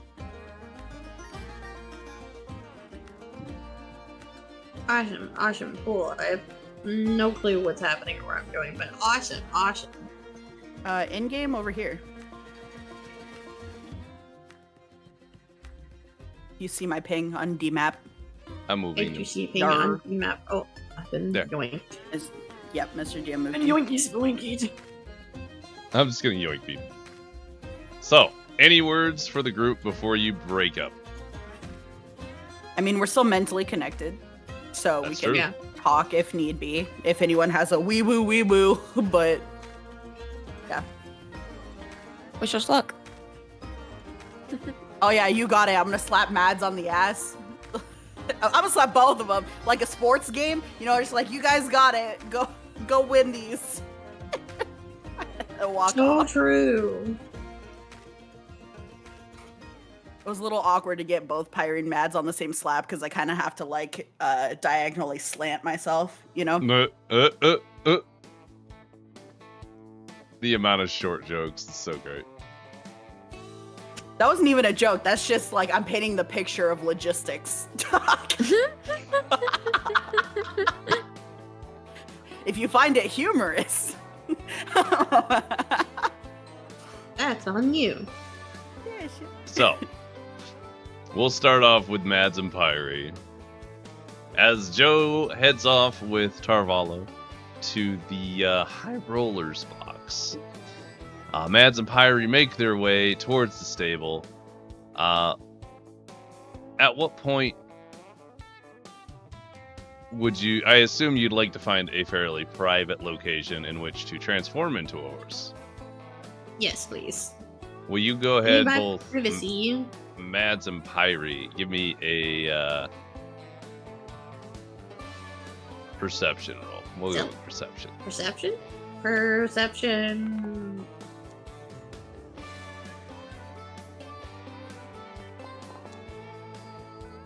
When you roll kind of bad, but you still have a +8. Oh, wait, my thing died. Your thing died. What happened? What did I have when we reloaded my thingy, something got worked. Did. Wait. Was I attuned to...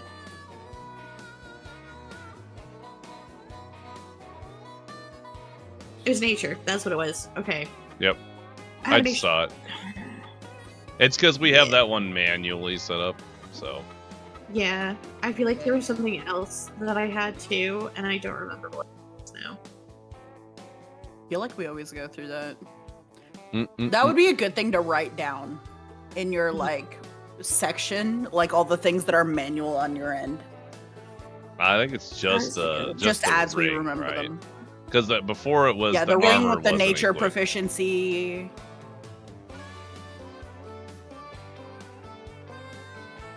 Here. Me. Because I had feet. I had feet. I just don't remember if it automatically did the thing or if it was one of those things where it was quirky and I had to fix it anyways.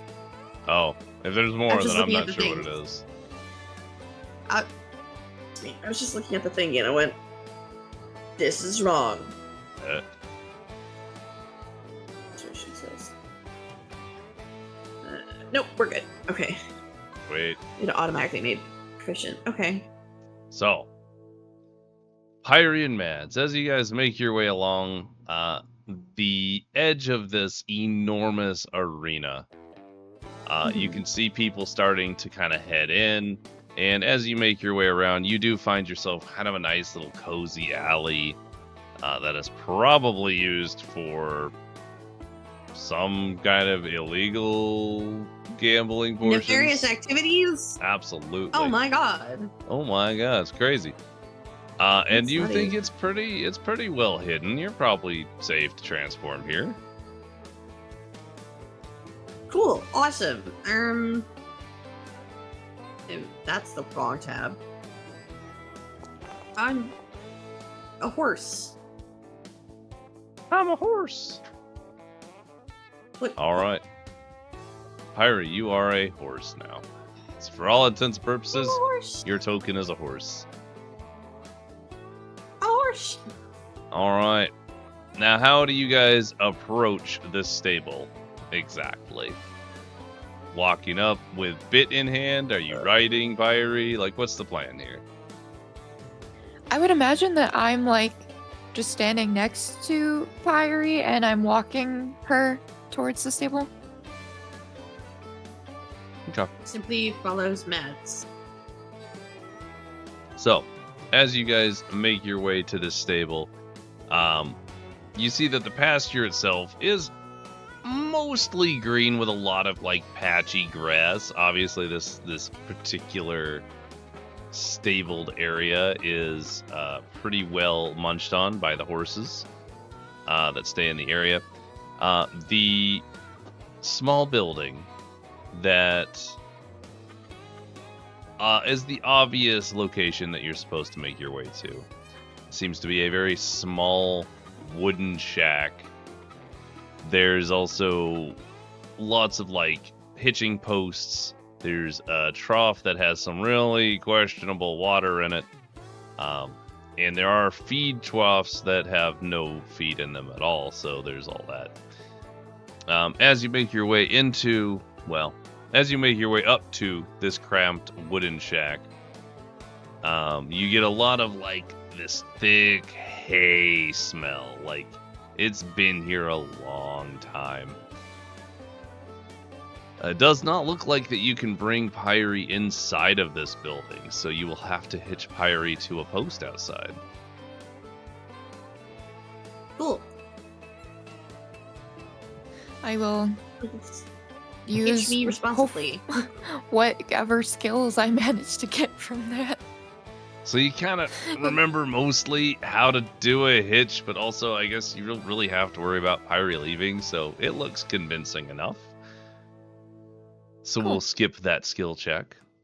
As you make your way into the building itself, it is a very cramped, small wooden shack. There's a counter that runs the length of the room on one side. Its surface is gouged with lots of impatient knife taps, scrapes, and behind it there's a very squinty, broad dwarf with a huge ledger thicker than her forearm, as her fingers are stained black from what looks to be ink as she's writing something in this paperwork. Inside the building, though it doesn't necessarily need it, it's still kind of dark, and a little lantern kind of jaggedly flickers shadows across the room. And you see a sign nailed at an angle above her head that says, "No magic, no refunds." As you step inside, this dwarf kind of looks up, just does a, "What do you want?"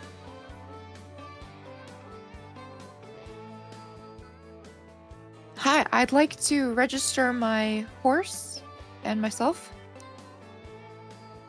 Just gonna kind of give you a look over.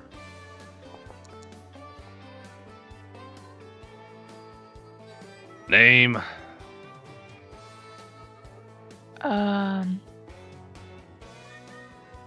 Mr. DM, what's my name again? I think your name's is Mads. Oh, didn't I have a different name for my horse, though? I don't know. Did you write it down? Oh,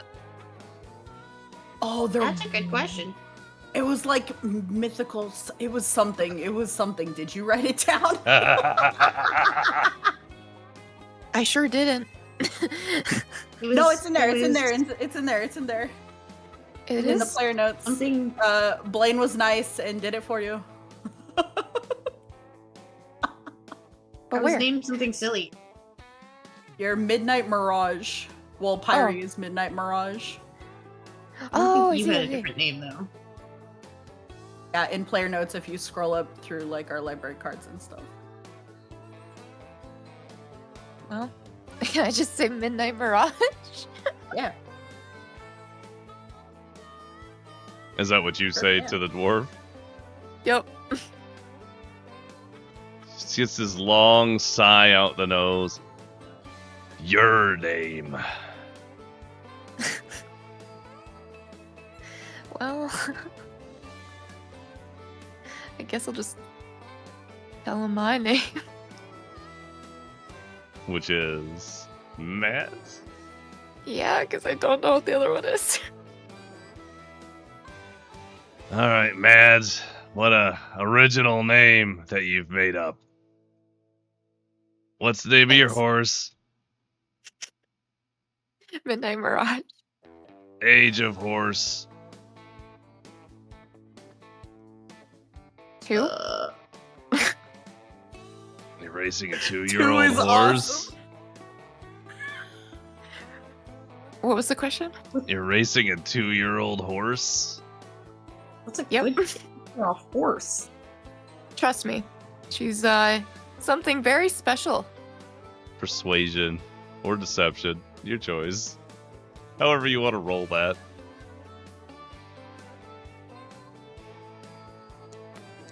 Wait, did you Google that or guess? Because unironically, I just Googled it. And like, they can start competing at around 2 to 3 years of Mhm. age. Yep. I literally just said 2. Yeah, that's All right. You say I if you love say Mads it's old pointing enough, out it's of her old enough. ass. It's not my horse. I don't care. What's the bloodline? And don't mumble. I'm gonna write this down.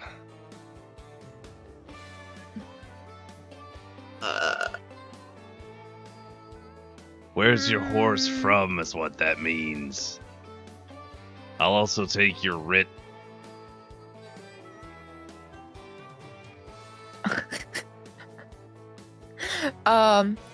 She's from here. She's from Hillwood District. Hillwood District, huh? Mhm. Interesting. Give me a deception check.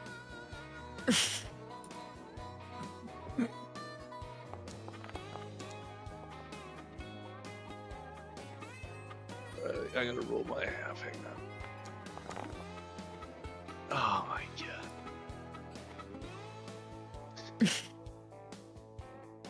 That's funny. I didn't know they had horses in Hillwood. Guess we'll hear about it later.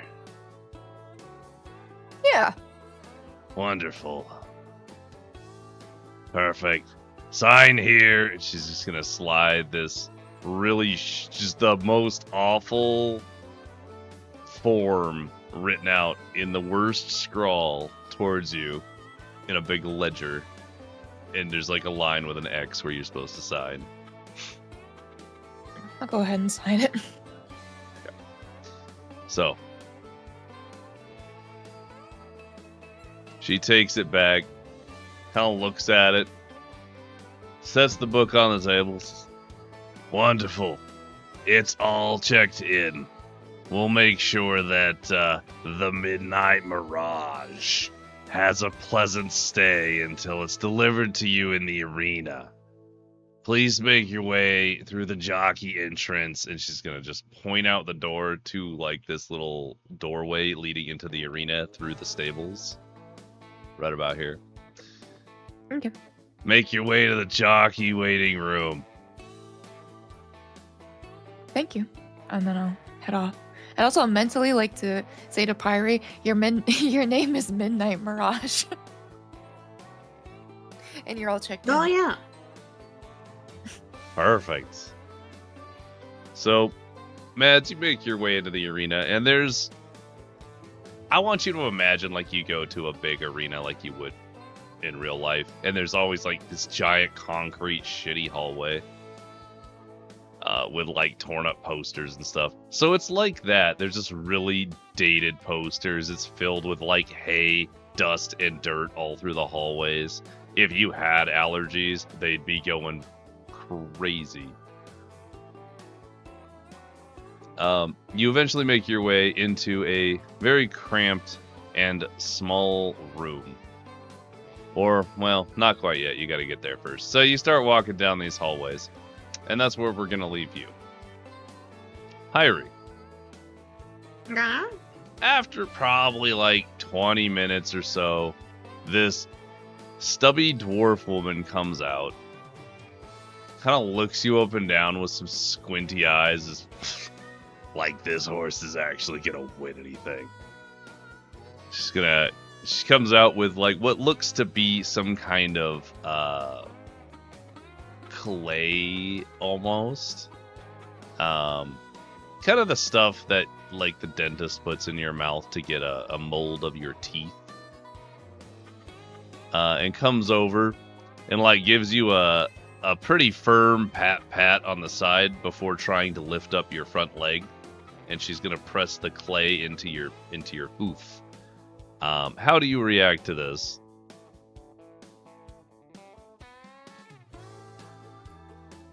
Is she like to the side in front of me now, or just which hoof? Which Front, hoof? front left hoof. So you can Front visibly left see hoof. what's happening.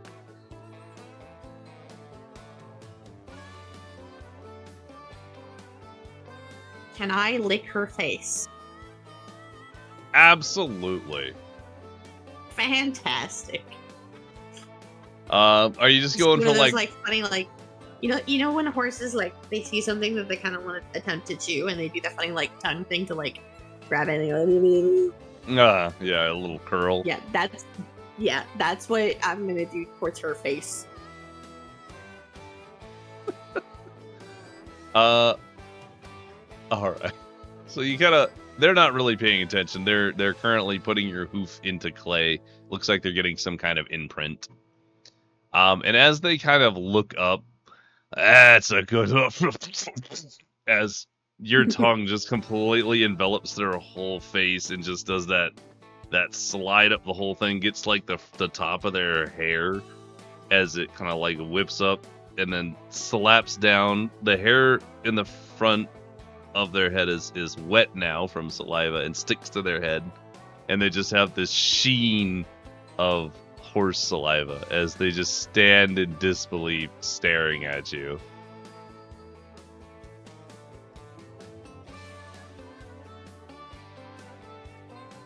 I'm gonna do the funny little like horse nudge with nose thing to them. That horses do.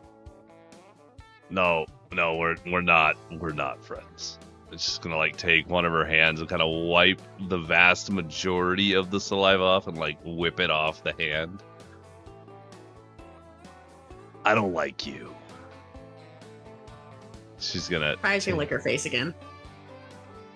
This time you're gonna have to roll a dexterity check with the horse. The horse. With the horse, which I will Where's put my on the map horse? for you.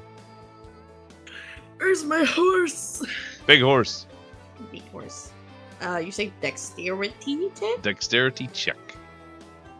You are doing your best to lick their face before they can get away, and you succeed. As you manage to get another Awesome. good licking before they can get out of your range, and they are pissed. I can't wait till you're glue. Gonna come over and like at a as the furthest amount of distance they can get from you, they go to untie the hitch, which has a standard hitch knot in it. Good job, Mads. It's like you learned something from the children's book. The dwarven lady then begins to kind of pull you in the direction of the actual arena. Do you follow or? Yeah, I'll follow. Okay. So, as you make your way into the arena, you take the opposite direction Mads went, and you are delivered into an in-arena stable where the racing horses for the current race are kept. So, with this in mind, actually, before we do that, we'll go ahead and do our quick break now before I show you the big cool arena map that I made. Yo, new map? New map time. Woo! Woo! Anyway. So, this is a good place to take our break. Chat, don't go anywhere. We'll come back with lots more shenanigans. Yeah, And, more face licking. More face licking, maybe. Yeah. I love that you just fucking with the staff. It's so funny to me. Anyway, don't go anywhere, guys. We'll be right back. Go unless you're getting a drink. Go get a drink. It's fine.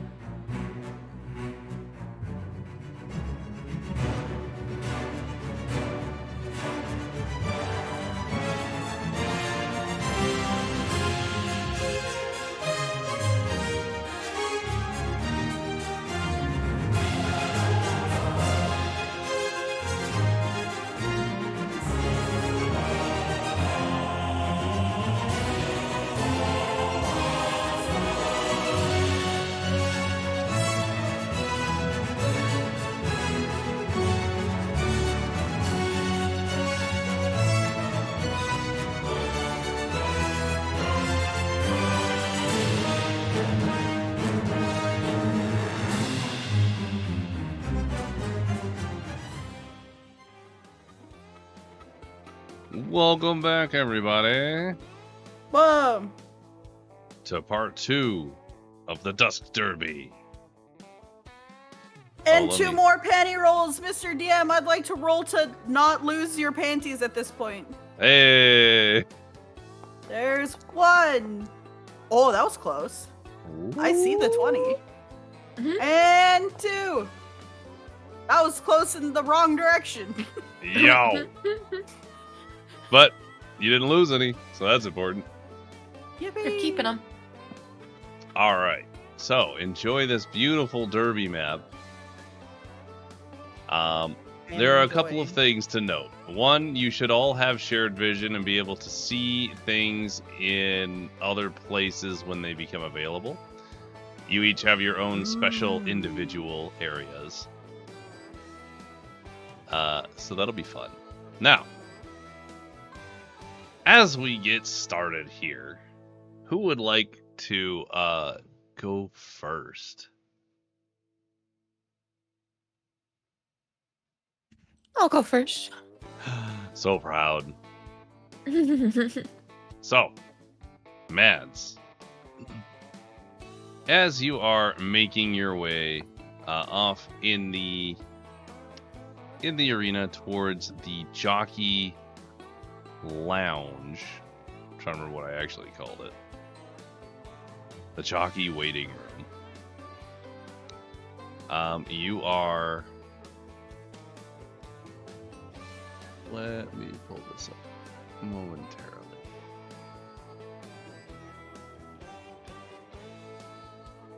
All right.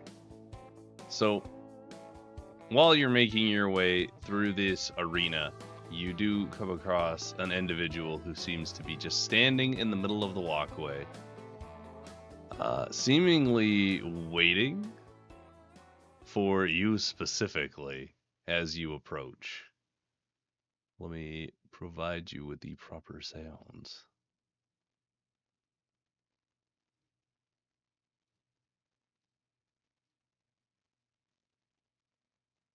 I'll walk up to him then.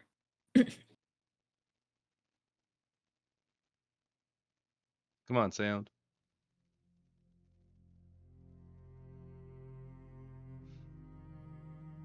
So, Yo, man's got a dice on each chest. he does, yeah. We'll get to that. Mm.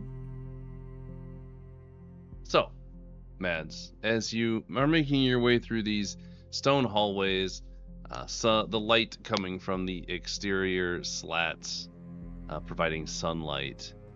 The air in here is still and smells of hay, dirt, allergies. And you see an individual you've seen once before. Go ahead and roll me a history check, would you?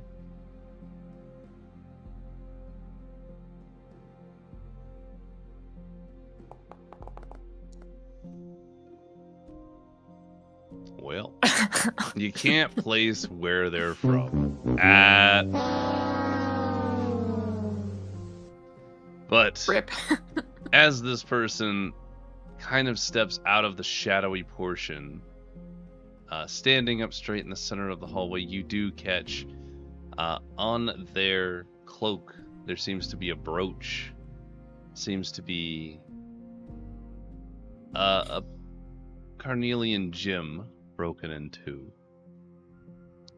And as you step forward, the individual assesses you, kind of looks up and down. Metalguard of Fleetfoot, or Mads, as you prefer.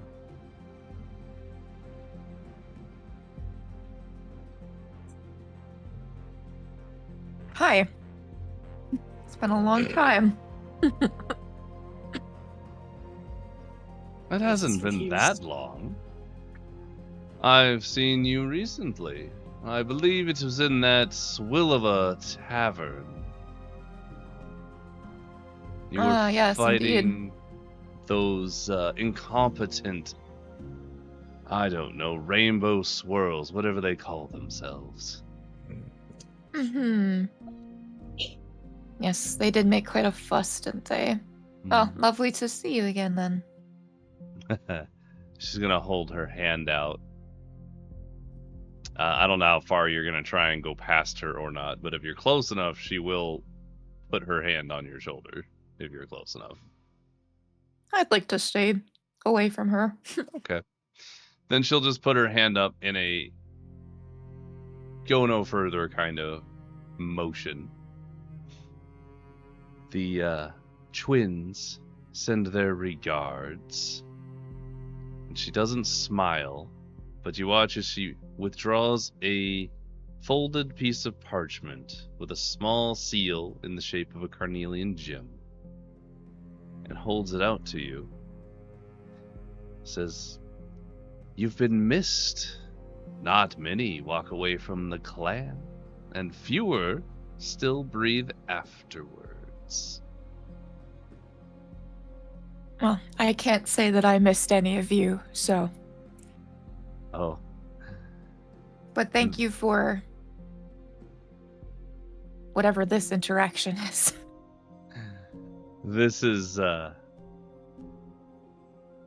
mandatory meeting. The next one won't go so well for your friends.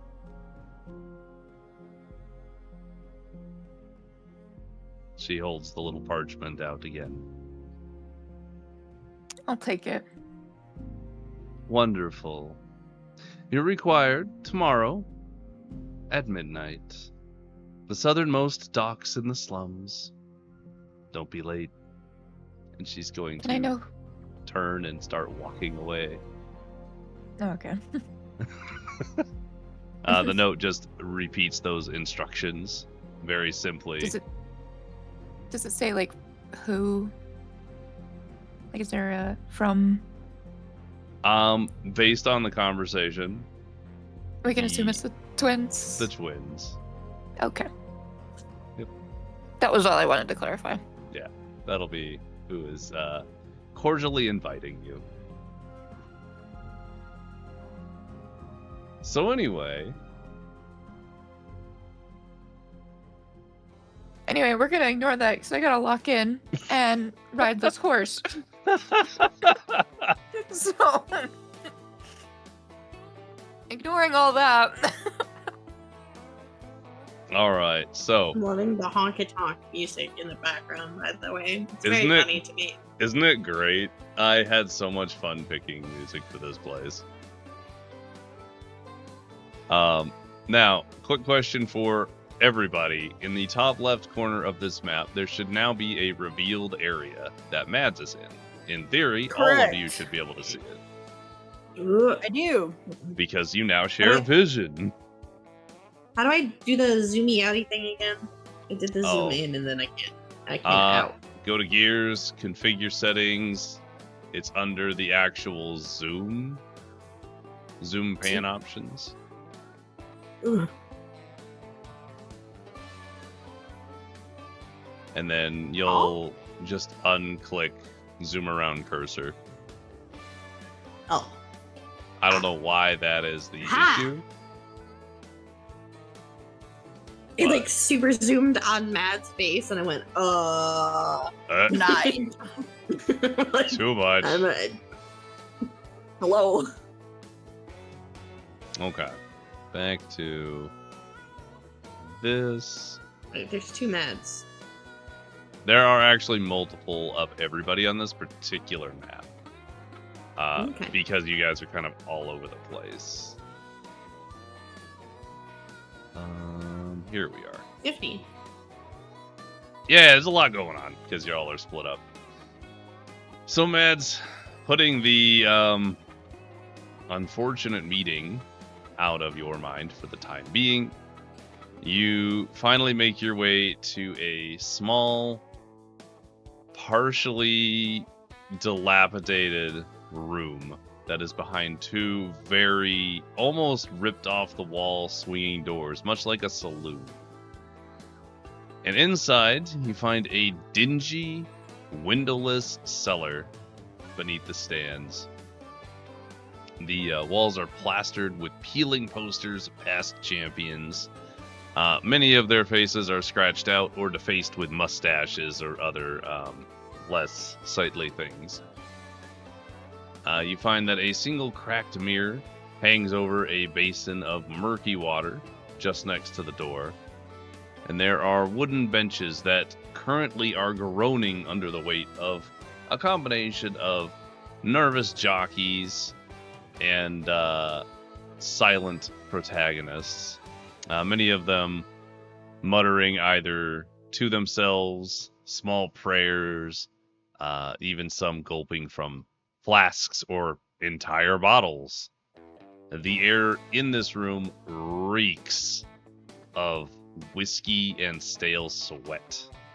And a chalkboard towards the back of the room lists today's races. And someone has written rigged beside the Dusk Derby in smudged letters. As you enter into the...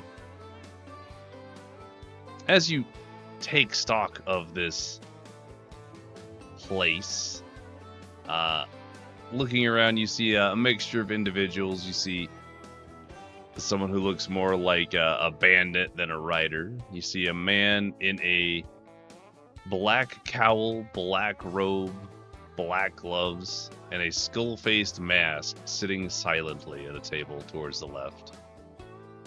and towards the back. To your direct left, you see a small, very childish-looking halfling happily playing atop a pile of fallen wood and rubble. Towards the back of the room, you see a woman who is definitely a little older than you would expect a rider to be, probably somewhere in her 60s or so, with a tricorn, a pirate's coat, and a parrot on her shoulder. To your right, at a small table sneering at you, you see an individual in what looks to be some kind of cap for maybe someone who hits a ball with an iron stick, in a striped shirt of green and orange, who has big rosy cheeks, rosy nose, and looks like they could probably out-eat anybody at a competition. And next to them, you see a very large, thick orc who is currently taking a big swig out of a bottle of whiskey. And as you take this in, well, actually, is there anything that you'd like to do before I move forward? I feel like Mads would look at this group of people and just kind of be like, these are jockeys.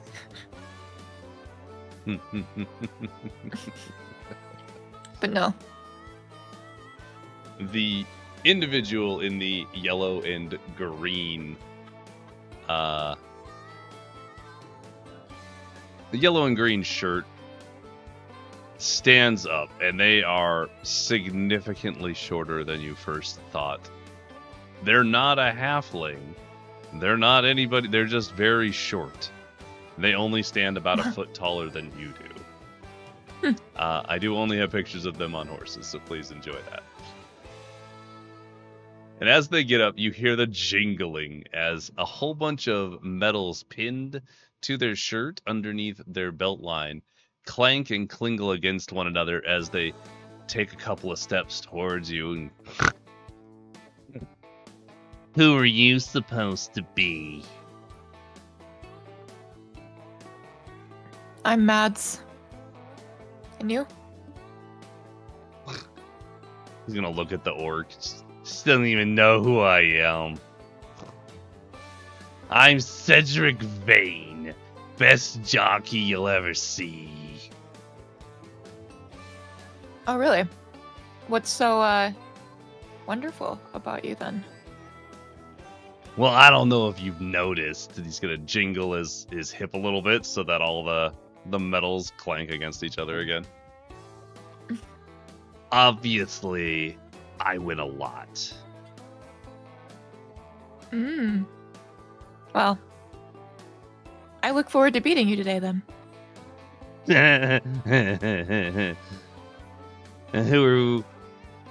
Where are you from, anyway? I've never seen you here before. I'm new. Where I come from doesn't really matter. Oh, so mysterious. I bet you've never even done a race before. No, I haven't. That's okay. I still think that I could beat you.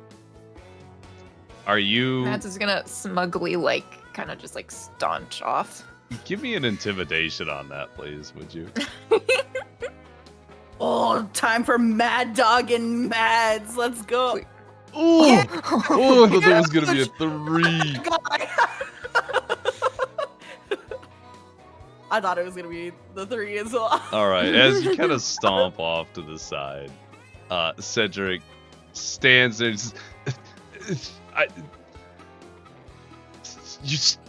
and he's just gonna walk back to his chair. He's gonna start muttering something to the orc. You know, may or may not have just been targeted by guy. I do need to roll some Peace things was never here an real option. You right? Oh dear. that's a lot of people having to decide their standings. I'll beat them all. quick. Wow, the Oh, fact God. that these are so accurately rolled based on what I would expect from each rider is crazy, actually. The dice just know, They Mr. really DM. They've do. been so on point the It's- whole campaign that, like, I can't say anything. All right. So, Mads, you're taking a seat on the rubble next to the other halfling? Mm-hmm. Okay. As you sit down, are you doing anything in particular, or are you just like sitting and just vibing? I'm just gonna sit and like take in the room. This is the shittiest room you've ever been in, and you've been in some shitty rooms. I'm gonna try not to look how disgusted I probably feel. While most everybody doesn't really care at all one way or the other between you and Cedric's encounter there, you came and sat next to the halfling who kind of looks over at you. Says, "Hi. I heard you said your name was Mads, right? Yeah, I'm Mads. Oh. Who are you? It's nice to meet you. I'm Tobin. They call me Tobin the Fair." Nice to meet you, Tobin. Yeah. Is this your first race? Oh no, I've been racing here a long time. It's fun. Yeah. You seem. What's the story with that guy? I'm gonna kind of like nod my head. Cedric. Oh yeah, Cedric Vane. Well, you know, I don't know. I don't know if I should say. Just gonna kind of like look all. What's the right word for this? Go ahead and give me an insight check, would you?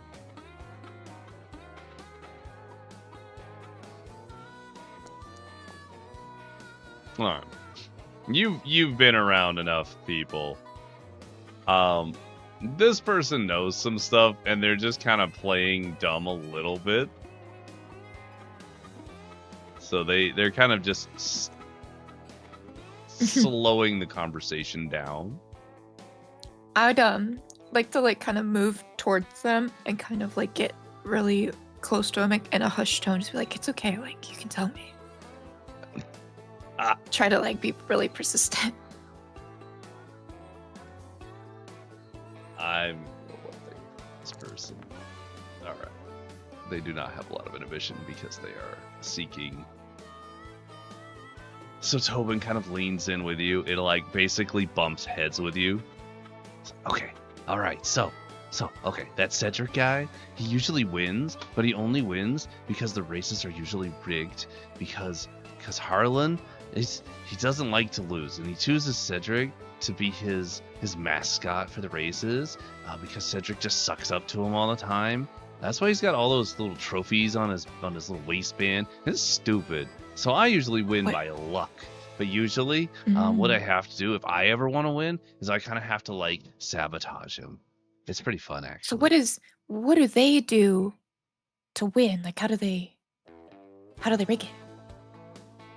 Well, usually they don't do anything. Cedric doesn't usually do anything at all. He just rides the horse. He's actually not a terrible rider, but like I could race him and win just fine if it was a fair race. But it's never a fair race. It's never a fair race here because every time there's like a fair race, Harlan always messes it up. But anyway, we're getting off topic. So like, what usually happens is everybody here kind of has a thing that they do, and they do it to like mess up the other riders because they want to win, obviously, because it's a lot of money if you win, and a lot of money goes a long way, especially for somebody of my size, because I can get a lot of stuff. Oh, you're the same size as me. Yeah, we could probably do a lot of, like, we probably have a lot of the same issues.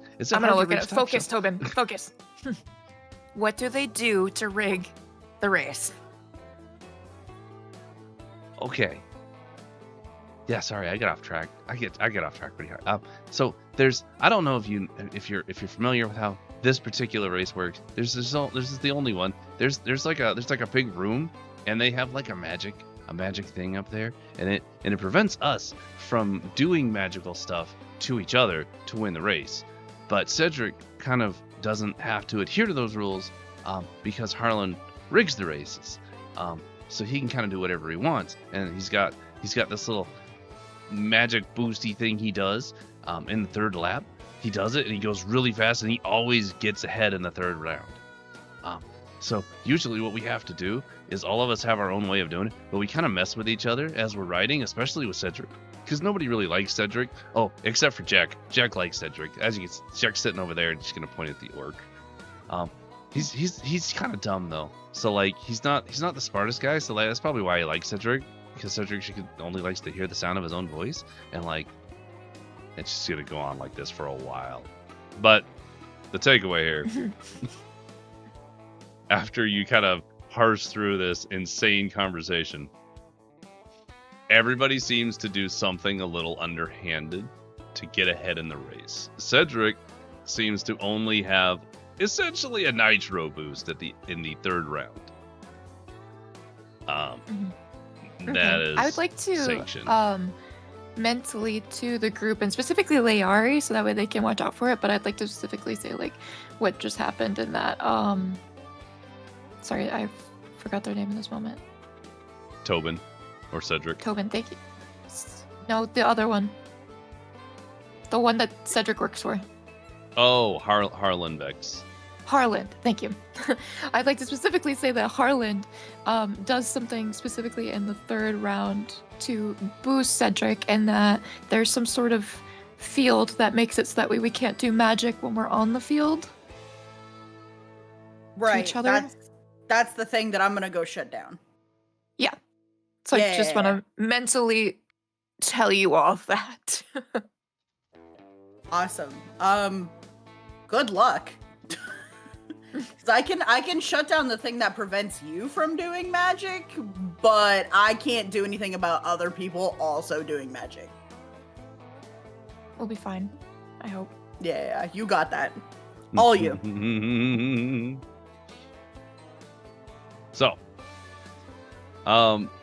after you pass that message along, after a bit of concentration on your end, as Tobin has not stopped talking to you, and right now they're going on about how it's hard to reach the top shelf in the store, we're gonna zoom out. Perfect. I'm gonna zone out at the wall and try to lock in on horse racing. Like Max is staring at the wall. Yeah. Just that blank Like, expression. You know how like athletes before they do a thing will like mentally visualize themselves doing the thing? That's what I imagine Mads is doing right now. Yeah. Getting onto Pyre's saddle and starting the race and finishing it. Hell yeah. So, Pyri and Liari, who would like to take the next situation? Either. Doesn't feel like matter it- to me. I feel like it almost makes sense to have Pyri go, because that would lead up into the race, because I feel like a lot of my stuff Mm-hmm. It was does, like literally yeah. right before, so. Okay. That's fine. We'll go do Pyri then. Woo. All Iron right. horse. Top right corner, everybody. So am I supposed to see something? Yeah, I was wondering if you'd be able to see stuff with the horse there. So I'm gonna bring you in. Everybody should be able to see. Because I that. saw the horse box. I didn't see anything else. Right. Ah. I saw the mouse like Up in hovering here. in the Yeah. darkness. Yeah. The horse like, doesn't huh. count as actual Pyri, so yeah, that'll work. So, Pyri, let me pull up this section of the situation here. Here we are. So, Pyri, your stall is a little bit larger than the others. It is clearly reserved for horses that are not normally here. So you already recognize that you've been singled out. Its walls are just wood. There is a single blue ribbon that is quite faded, and a single ominous horseshoe hung upside down for luck near the stall entry point. You are led into here by that little dwarf, who closes the gate behind them and leaves. as you kind of take stock of your situation, the straw under your feet is actually fresh, which is surprising, though the floorboards that you are standing atop do creak quite heavily. With your passive perception, I will say that they creak as if there's nothing below them, and that is kind of interesting. You also see that there is a feed bucket made of wrought iron kind of hanging on the exterior of the pen with the initials GS, which are scratched out and replaced with an MM, and then scratched out again, and there are no current initials. And then you also see that there is a collar bolted on the far wall outside of your reach that seems to faintly pulse. And it looks like that collar is about the size of a horse collar, like a bridle, if you Like a will. lead? Yeah, bridle lead. So, while you're here, you do look around and you see a number of other horses in the stalls, all different sizes and breeds, seemingly. I need to roll something real quick. Hang on.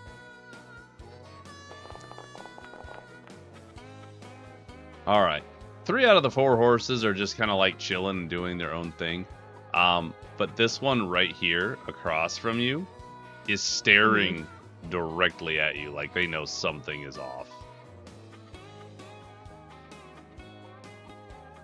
Anyway. And I stare back at the horse. Sure. Having a stare off with the horse. Prolong eye contact. As you have your prolonged eye contact with this horse, neither of you blink for a while. Give me an intimidation if you want to, like, intimidate it. Or you can give me an animal handling to try and fit in.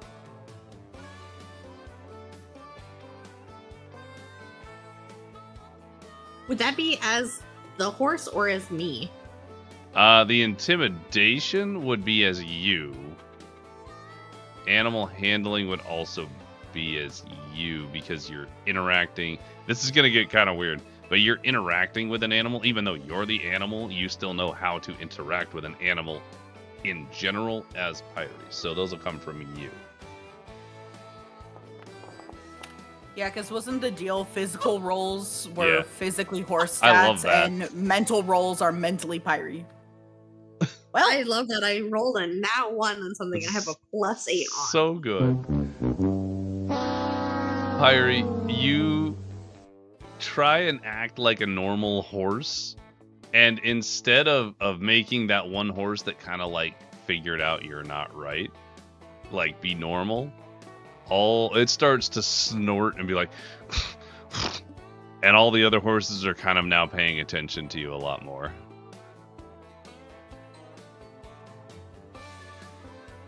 So you're just standing here with all the horses staring at you. Lovely.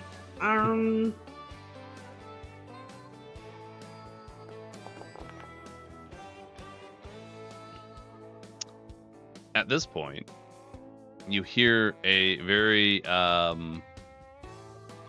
uniform clunking of boot heels on wood. Clunk, clunk, clunk. And then you see that the door that you were led in from opens up just slightly, and in walks an individual who looks very much well, they're a tiefling in a very starched uniform with small horns, reddish skin.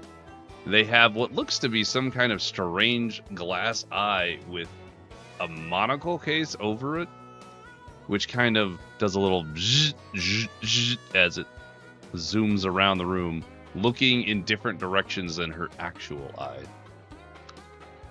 Gross. As she steps in, would you like to do anything? Or would you like to watch?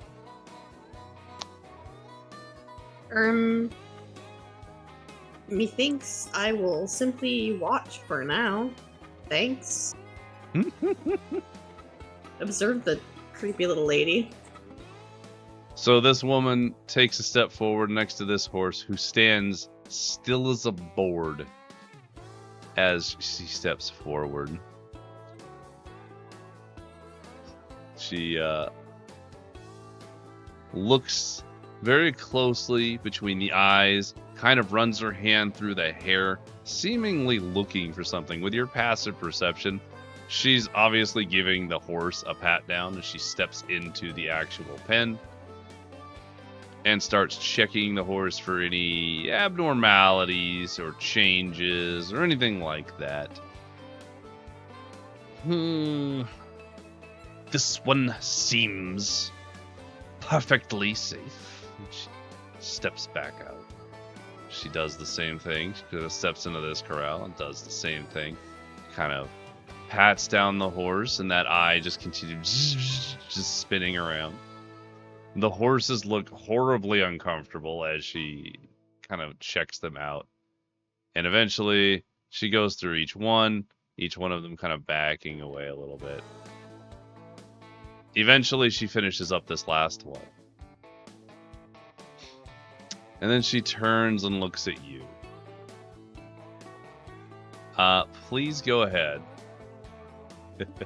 Will you roll me an Arcana check with Pyre stats?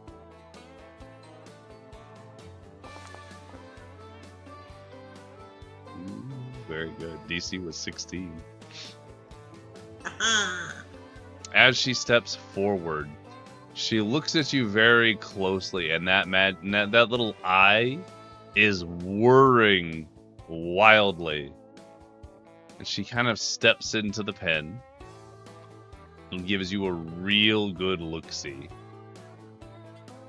The eyeball eventually sort of settles, and she kind of taps the glass outside of the eyes.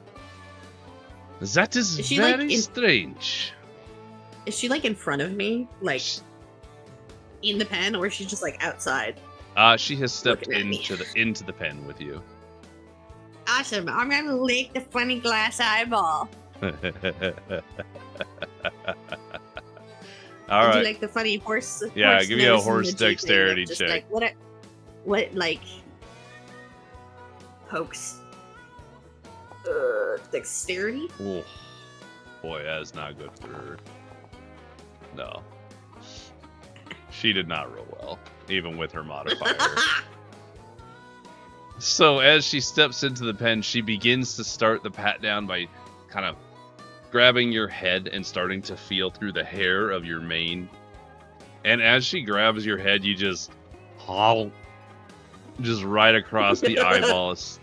And she just takes that moment, you know, when something happens and you just... That is not for licking!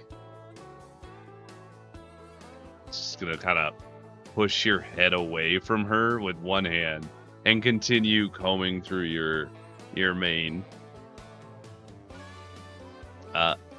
Eventually, you can interrupt me at any point, by the way, if you want to do something. Otherwise, I'll just continue with my description. Yeah, no, Pyre's gonna continue to be kind of like, what you doing? And like nudging her head against the lady. As you continually nudge this woman while she's trying to like pat you down and feel your muscles and like how everything is, go ahead and give me a... You're doing a lot of activity. What is the right... You know what? Give me a deception roll as Pyre. Deception as Pyre. As Pyre. The reason being is she is heavily checking you to see if there's any weird abnormalities. Wow, you succeeded anyway. She's gonna continue, and every time she seems to get like 2 inches down your flank, you do another nudge and it knocks her away, and she's just... Why are you continually touching me? Why are you like this? Why are you such a loving horse? Pyre's gonna nuzzle her nose against her face. Ah! I do not like you. You are too nice of horse. Why could you not be like other horses?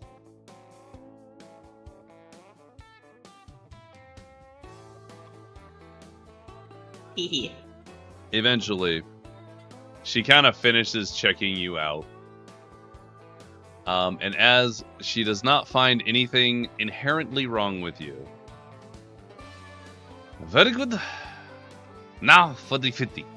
She's going to go around and start grabbing the collars off of the walls around each of the horses. She fits each horse with one of these bridles. So it's a bridle and bit, and it glows that slight bluish color, indicating it's on. It is, from what you could gauge and what you know about this entire place, it is probably some level of magic inhibitor. But as she goes around... What's that? So fudge nuggets. Fudge nuggets. So, she does all the other horses up, and they put that on just fine. And she comes up to you and holds it up. And I am going to put this on you, and you are going not to lick me.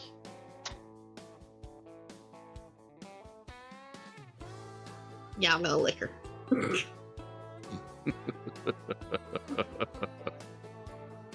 Why would I not?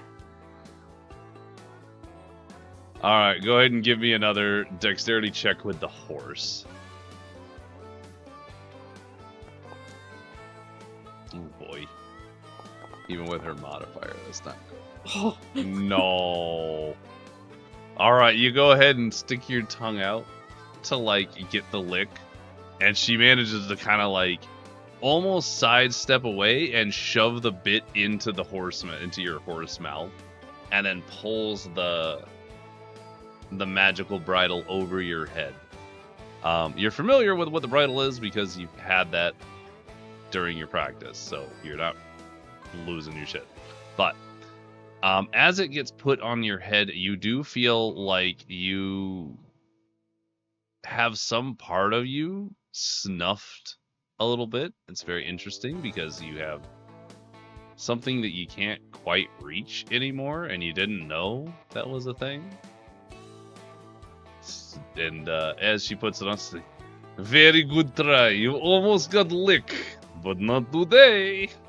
Just gonna put that on and then step out of the pen, closing the door behind her, getting out of your looking range.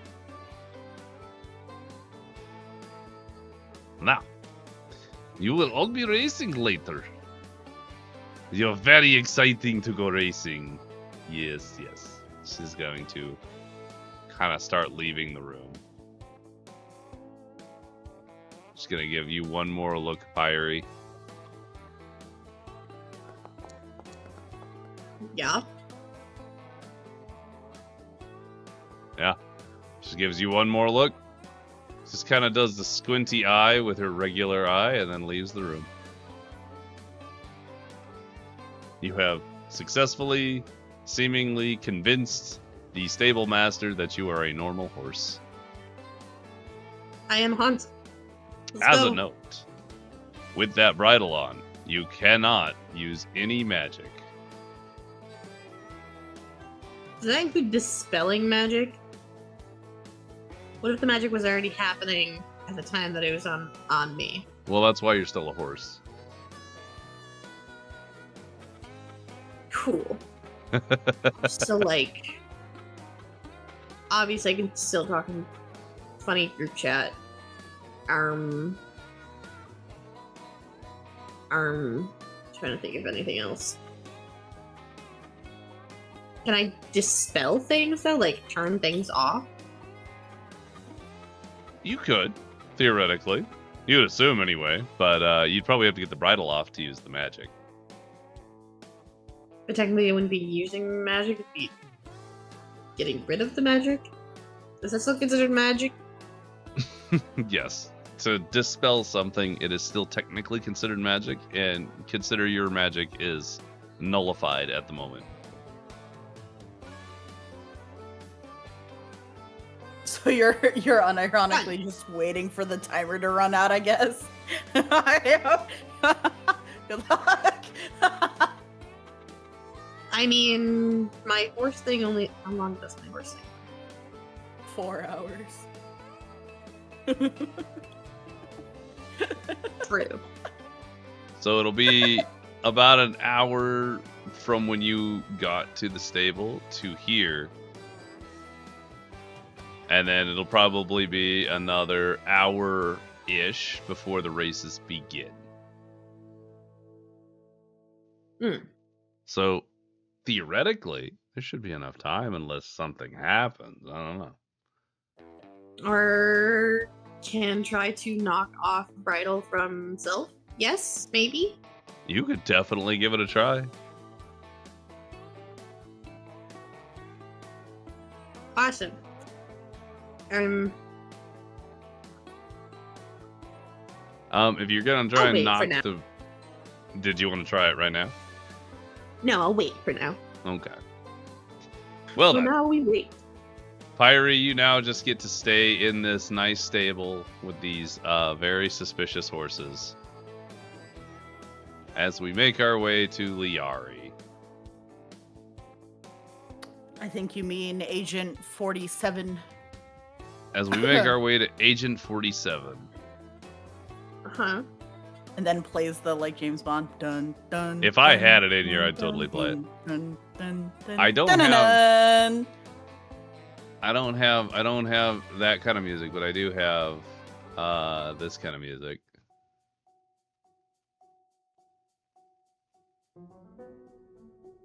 Fun.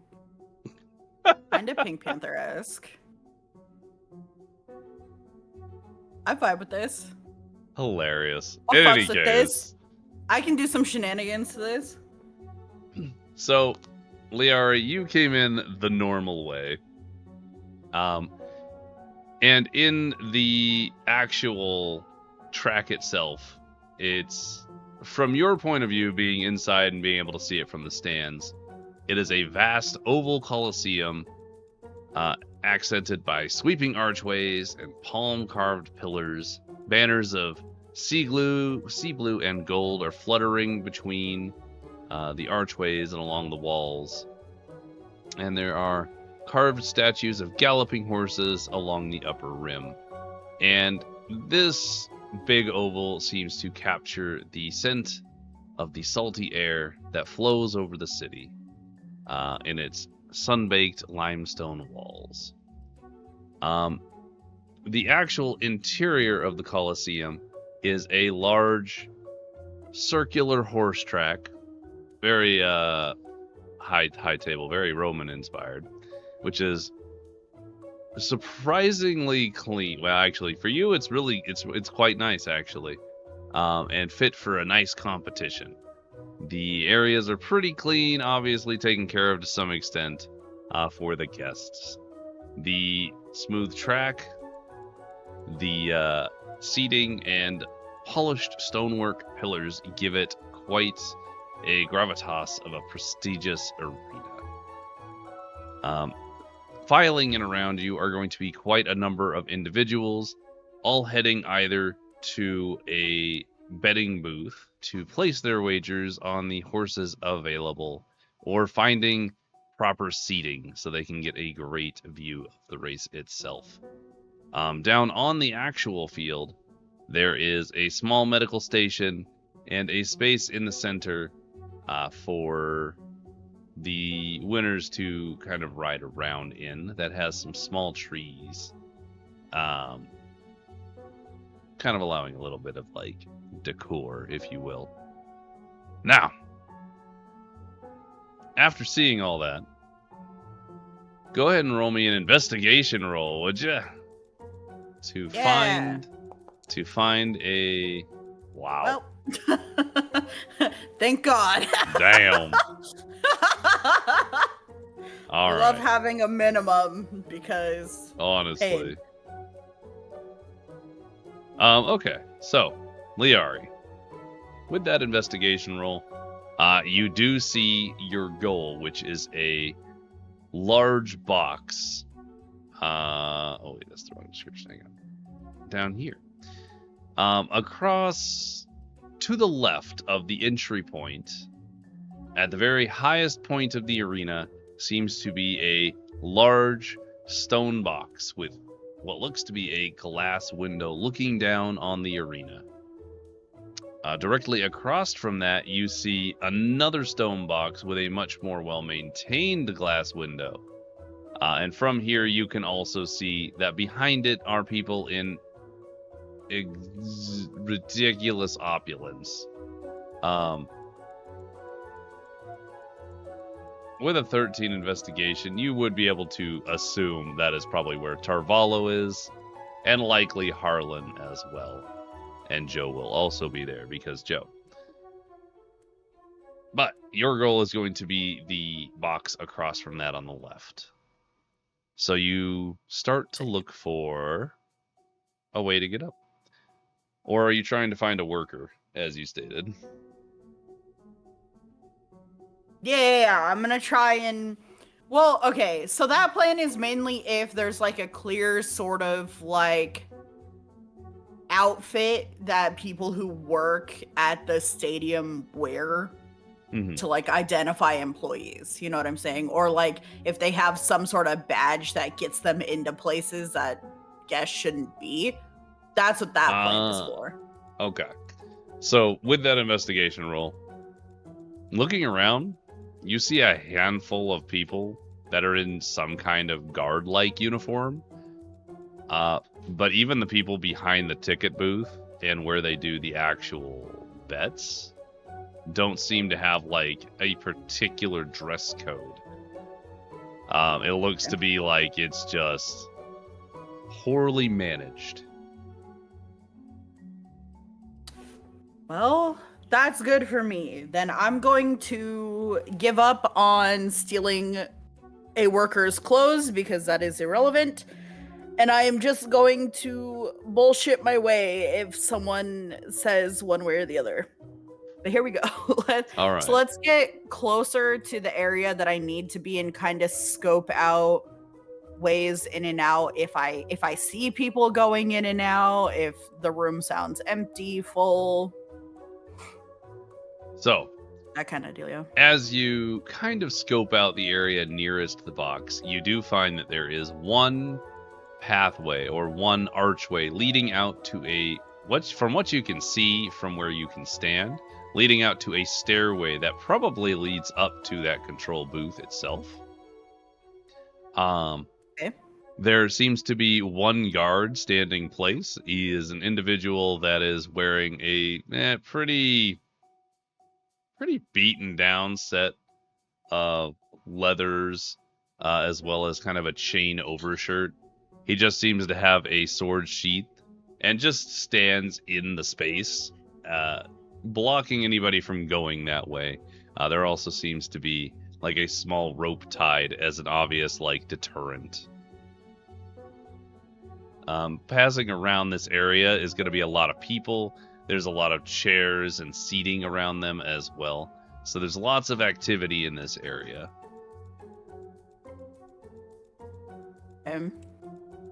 Is it just a guard in the rope and I don't see any workers going to and from that area? Correct. There does not seem to be anyone going to or from the area. It just seems to be the singular guard in the rope, as well as the multitudes of patrons. You said there's stairs going up. Are those stairs closed off like with walls on both sides, or is it open where I might potentially parkour? Like parkour past the guard? Right. Like if I could get into a corner where I'm in a blind spot of most people and then just kind of zoop my way up. You'd have to get past the guard themselves. They're kind of standing directly in that walkway, like in the archway. If that makes sense. Okay. There's not really an alternate route. Archway and then like an area and then stairs behind that. Correct. Okay, so it is closed off. So I have to get around the guard. Bum bum bum bum bum. All right, then with all the confidence in the world, I'm just gonna walk up like I belong there, and I'm going to shift. Give me a deception. Yep. This is gonna be great. Okay, all right. Let me. Wow, he's not the smartest guy. Great. So as you step up, how do you go about this? Give me a description as you go past this guy. Well, yeah, I'm just gonna undo the rope myself, and I'm gonna be like, "Hey, man, thanks for keeping watch." And then I'm just gonna go about my business. Just keep going. The guard is gonna kind of like look at you and tilt his head a little bit, but like doesn't impede you. It just kind of stands there and stares outwards. So you have managed to just walk right past. It's a whole encounter that you just were like, nah. Fuck yeah. I'm telling you, you can get a lot done with confidence, man. If you do shit and say shit with all the confidence in the world, people do not question you for the longest. Hell yeah.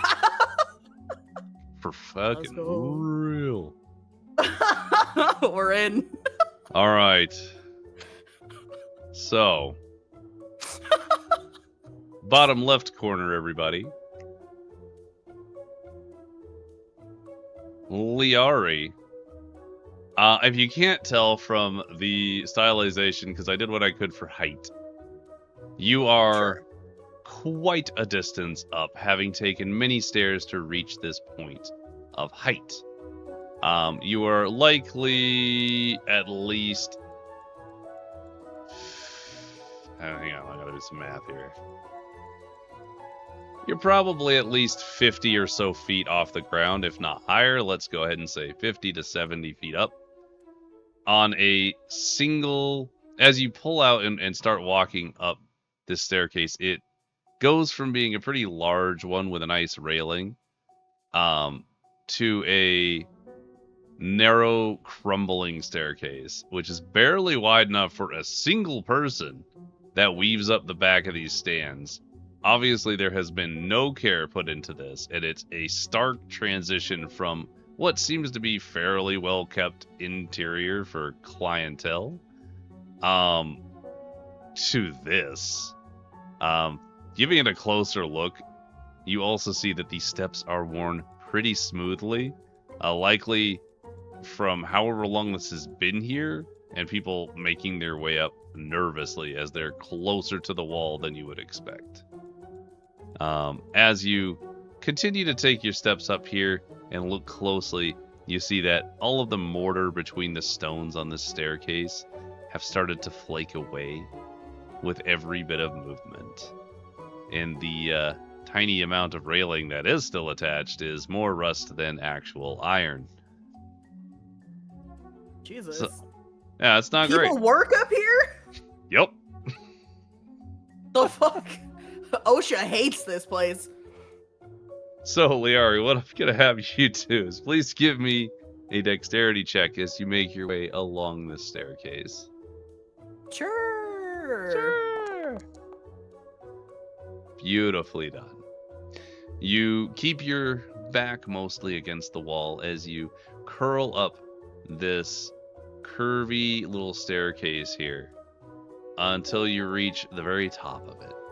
From here, you can see a doorway with a very faded sign that dangles with a single nail, kind of hanging almost in the door's opening way, that says, "Control, keep out or else." And then looking ahead, you see that the final stretch was once a flat stone walkway, but that is long crumbled away with the stones visible down below. Someone has placed a fairly rickety gangplank here, bridging the gap between the stairs and the doorway to the booth.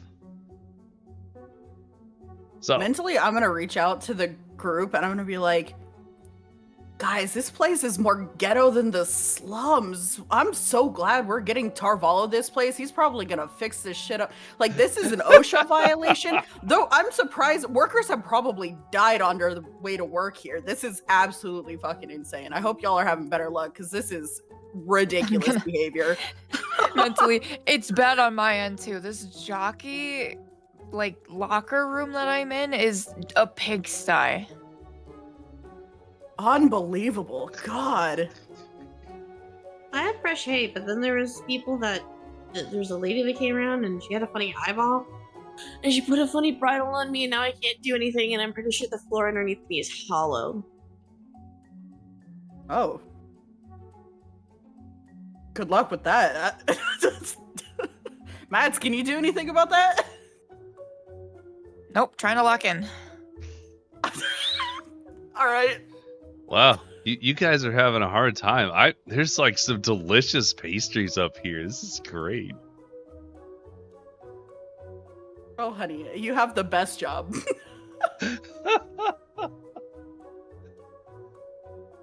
Oh, Liar, go ahead and give me another dexterity check to cross the beam. Perfect. I'm really just looking for a natural one. So you easily cross the beam. Making Where I your way. die, Mr. DM? Maybe. We already died. Maybe. Fell to her death. From this OSHA violation. Boom. All right. As you make your way towards the door there, you see that it is quite not maintained. How would you like to go about opening said door? Well, I'm going to listen first to see if anybody's inside or obviously inside.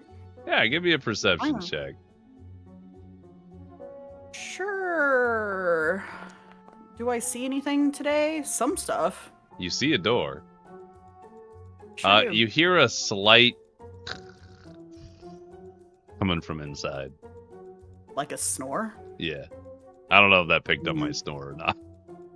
The very first part of it, and then Oh. like it cut off. So Yeah, I was assuming. I was making an assumption. So it picks up a snore. Educated guess. Absolutely. All right, then I'm going to, as quietly as humanly possible, open the door because I don't have any. Wait, do I have lube on me? I'm a sex fiend. It won't be oil, but it'll be lube. You know, I don't want to say yes, but I feel like the answer is yes. Okay, I'm got that gonna look water-based wherever. I'm gonna look wherever the hinges are on this door, and I'm gonna throw my body lubricant into the hinges just in case. Well, the hinges are on the inside of the door. Oh, okay, never mind then. It opens in. Yeah, I'll just open it. Yeah, I'll do my best. I'll open it as quietly as possible. Okay. Go ahead and give me a stealth roll, would you? Uh-huh. My minimum 20, so true. Yeah, I know. Beautiful. Wow. Still not good enough. All right. What? No, not you. Oh. Please pull your attention just north a little bit. Uh-huh. As you'll see, you are now in the control booth. Right about here. The booth is a very cramped, low-ceilinged chamber, and it smells like moldy bread and candy. The walls are papered in peeling race schedules and scribbled warnings like, "Don't touch the dials! Seriously!" You see one very large, grimy window that looks out over the track, its glass streaked with fingerprints, and one ominous crack shaped like a lightning bolt. From here, you have a pretty good view of the entire track, directly opposite of the glittering high roller booth, where you can see from here that Tarvalo and what looks to be a very large orc are drinking something, and you can kind of see Joe even if you strain your eyes a little bit. Go ahead and... Well, actually, let me give you this. You also see on the counter, against the glass, is what seems to be in a control console with multiple buttons, levers, switches, and in the center, there seems to be a large dome with a large crack in it and a glowing red rune. There are also 2 chairs facing the track. The one on the left side is a nest of improvised wiring and half-eaten pastries surrounding the chair of a very small gnome who's currently seemingly sleeping.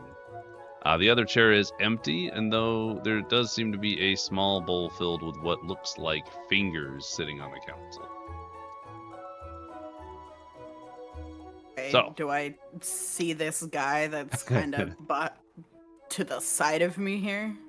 Yeah, so go ahead and give me a perception to take a look at the room, because I need to know if you saw him. I would very much like to. Actually, 16 is the DC, so you do in fact see him. You see an individual leaning up against the wall, kind of flipping a coin between his fingers. As you enter the room, he does not seem to have noticed you. Perfect. The other dude is sleeping, so I'm going to stealthily attempt to grapple knock this guy out in a chokehold. Just put him to sleep, like, shh. All right. I don't know who the fuck this guy is. I don't care. Go ahead. Yeah. Give me a sneak attack. It could be unarmed strike, I guess. I'm just looking to see if you can hit him. It'll be an attack with advantage. Okay. Oh, so when I hit unarmed strike, it has attack, grapple, and shove as options. Would you prefer attack or grapple? Grapple. Okay. It'll be fine.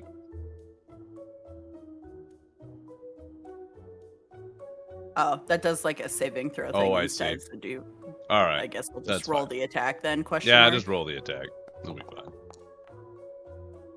And you set advantage on it? Yeah. I wonder if it'll hit. Does a 21 hit, Mr. TM? No. On the unsuspecting dingus in the corner? Yeah, unsuspecting dingus has no idea what's happening. How do you do the grapple? Just a really solid chokehold as I like silently lower them to the ground. Like I'm trying to and I cover their mouth to make sure they're not making like noise. You know what I'm saying? Like, because the other dude's sleeping, but still, no loud noises here.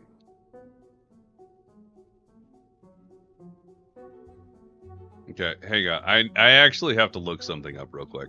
If you want me to do sexy lady jutsu, like swing up the body and like throw my legs around him, I can do that, but Yo.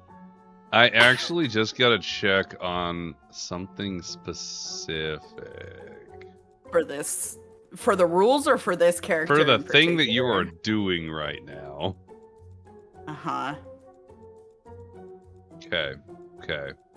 All right. This is fine. I can run it that way. Cool. So, Leari, as you sneakily make your way up behind this individual, who you are now noticing is incredibly good looking. They have like some wings that stick out of this really nice-ish coat, but they themselves are really pretty. Ooh. Yeah. So you I'll make give your him way a, up. a smooch on the cheek when he goes night night. you make your way up, and you put your mouth over, or you put your hand over their mouth, and your other arm around their neck, and you're trying to kind of silently choke them out. What I need you to do is roll me a wisdom saving throw, would you? Fascinating. It might be doomed. Well, let's see.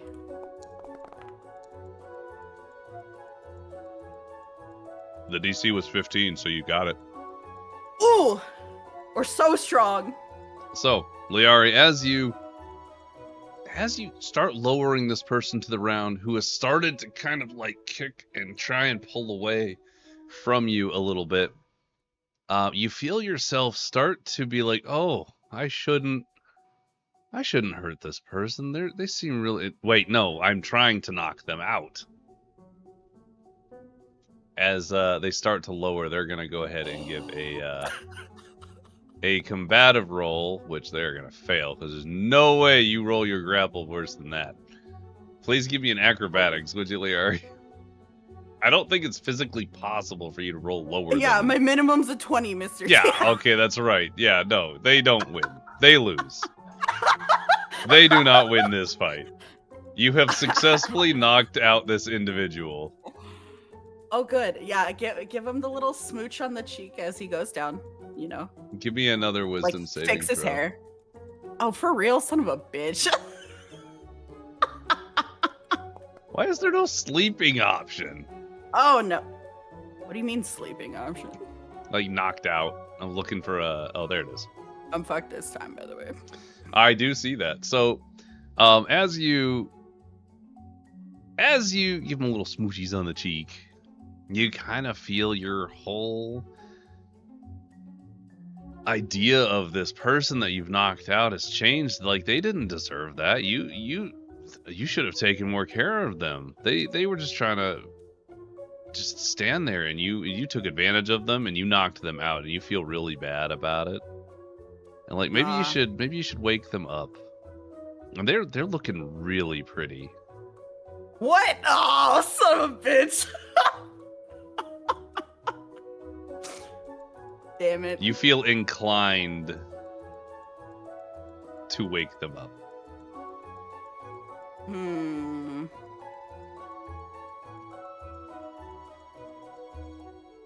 Okay, I'm gonna do it in a very Liari fashion.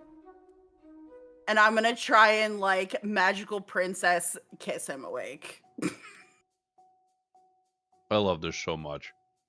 It's so stupid. I love this so much. Liari, the first thing that comes to your mind, magical princess kiss. Yeah.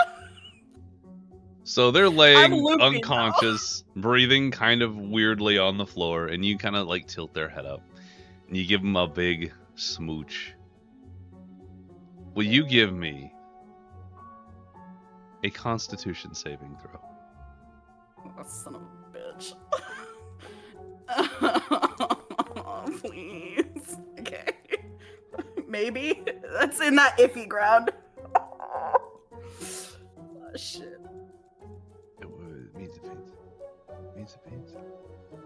No, so you fail because it meets. Oh. Oh shit! Hang on.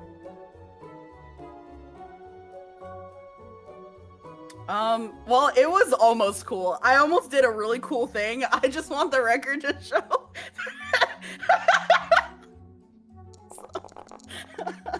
Oh no. Oh, why'd you make him pretty? Liari. Please take... This is under your name, but it shouldn't be. Please take 31 points of psychic damage. Ow. I don't like him anymore. He can stay asleep. The fuck? And as he obtains all of that wonderful health you've provided, his eyes flutter open, your faces only inches apart, as he looks up at you and says, "Oh, hello. Are you lost, little mouse?" And then we're going to cut away.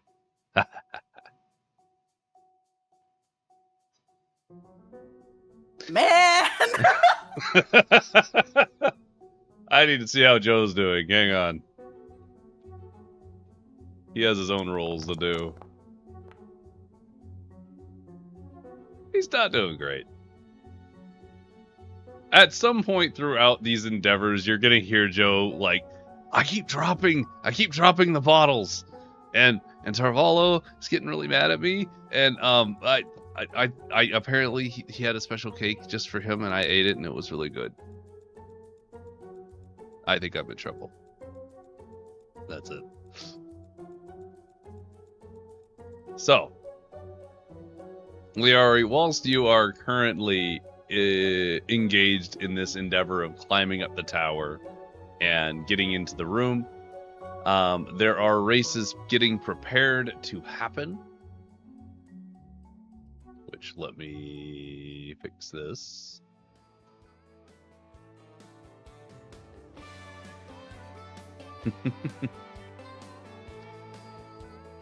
So, when it applies, we're going to come back to you, Liari. I'm sorry to leave you in a weird place. It's a great time, though.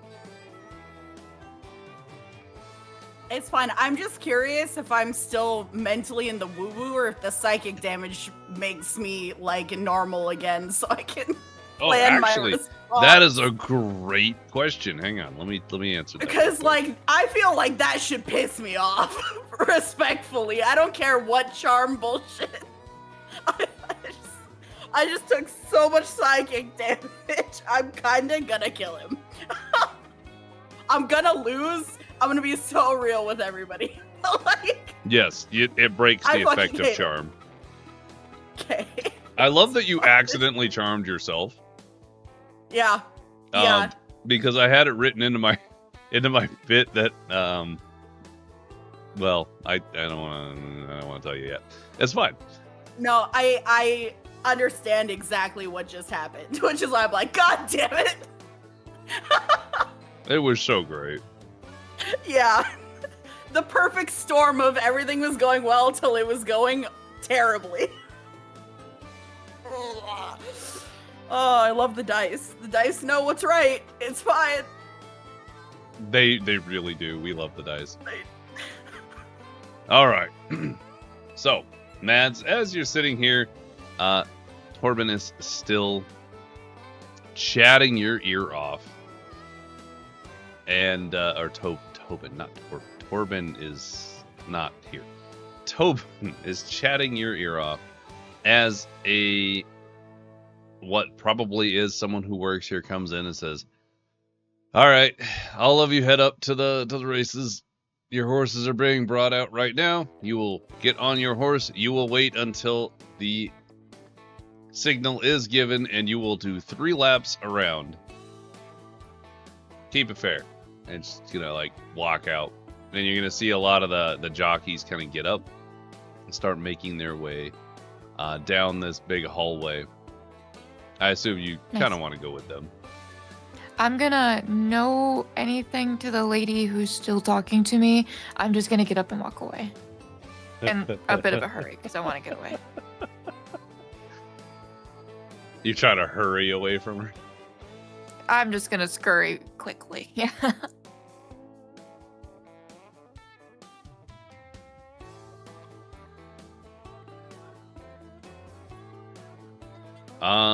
Let me do it roll here.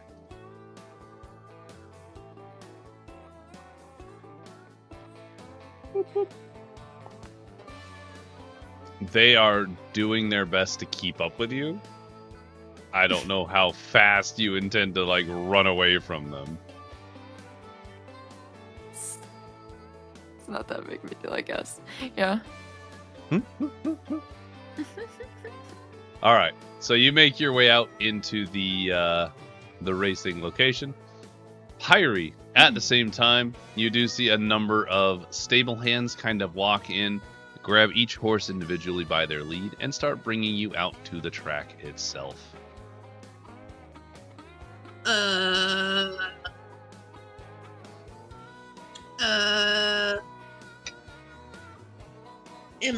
Is there like,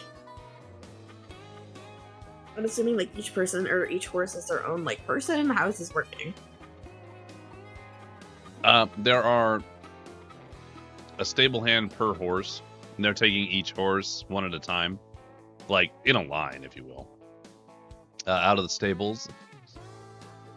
For you, you're not really sure where you're going. In the line of horses, what Am I last? Am I first? It like of who's grabbing me? Like, Well, you're in the is back. there an order? If you're in the back, I would say you're the last horse to go. Fantastic. I'm gonna start swarming. Squirming. Swarming. We're trying to knock the fucking thing off my face. Oh, yeah. Okay. Go ahead and give me a horse dexterity check, would you?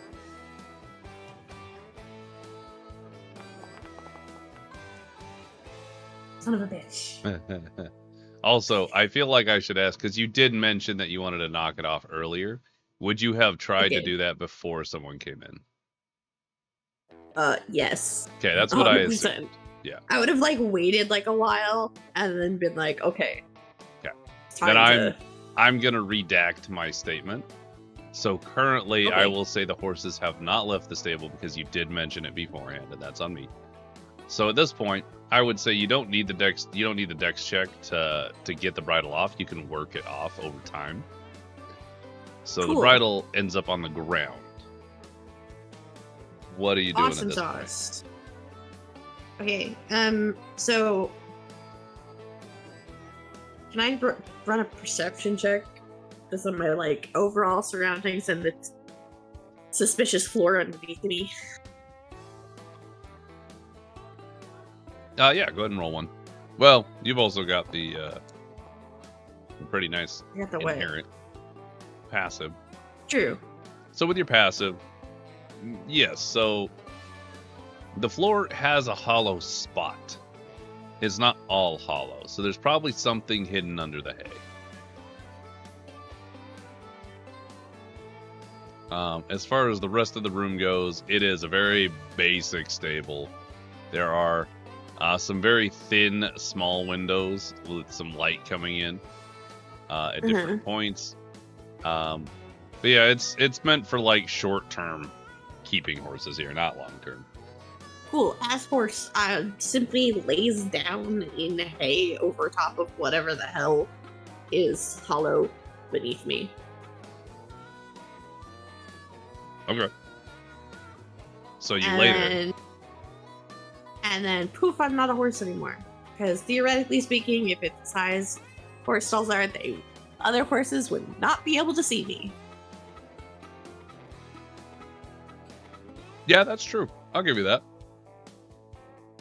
All right, so you are now Pyrie laying on the floor full of straw.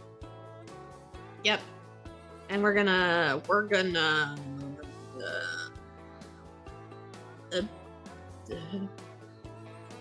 boop boop boop on self. For 1 hour, very nice. And then kind of take a peek at whatever the hell is underneath me, because I want to know what it is, because I'm curious. Perfect. So, taking a look beneath the hay, you kind of scoot it out of the way. There seems to be some kind of trap door under the hay. Seems like a weird place to put a trap door. Is it locked? Doesn't look like it. You could try it. Can I try to open it? So you open up this little hatch. It looks like it's large enough for a person to go in and out of. There is a short ladder, and it leads into what looks like some kind of tunnel.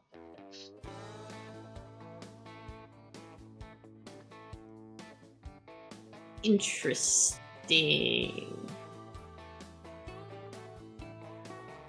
Does it? I'm assuming it's like a long little tunnel. It's a tunnel that heads off into enough distance that you're not sure where it would go. Is it going towards or away from the track? Both. It heads off in... So this is a stop in the tunnel, if you will. There it goes further in towards the track, and then it goes what you would assume is outside the arena.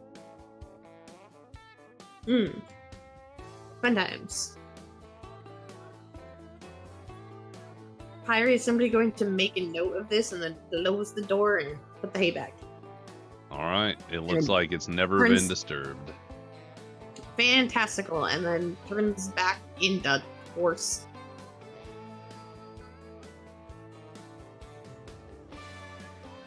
All right, I have noted that.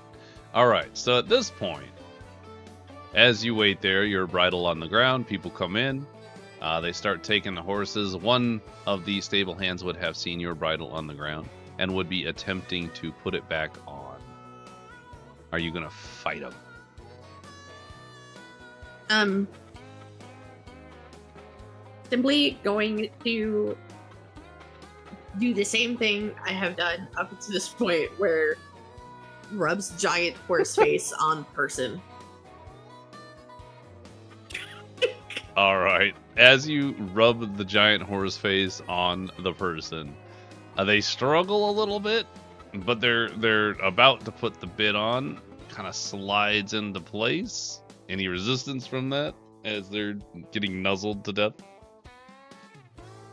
Can I lick their hand like hand, like tries to like hand?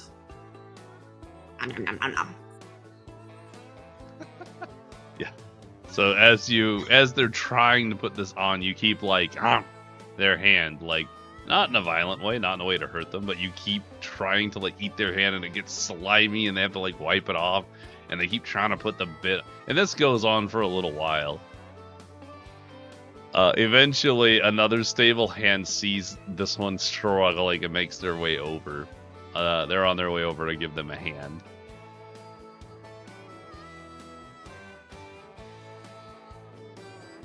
So now there's more people. There's going to be 2 people trying to put your bridle on.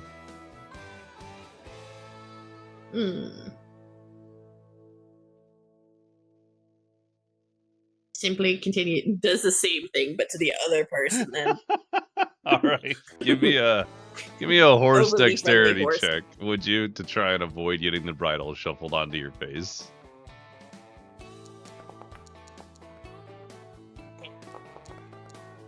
Wow. yeah. Well, one of them only rolled an 8, which is the first one, and the second one nat 20'd. So the first one kind of like almost got it on, and the second one comes over, definitely grabs it, and does like this funny little twist and pull, and all of a sudden that bridle is back on. Like, you don't even know how it happened. It was so fast. So, bridle's on. Can I sneeze in their face? Yes, you can. No roll required as you in their faces, and they just... You can see that the first person is just actively done with you. They want nothing more to do with you. The second one just kind of waves the first one on, kind of grabs the bridle, and makes it a point to kind of start walking out with you. Even though you keep sneezing at them, they're just kind of like holding up their other hand to shield their face. Tee. Okay, I've annoyed them. I'm satisfied. So eventually, you all make your way outside. You all line up next to your horses. Mads, you find the horse that is Pyrie, and manage to find and get close to them, as well as all of the other riders getting up next to their horses, which, speaking of, they start to prepare the race. As all of the racers get on their assorted horses,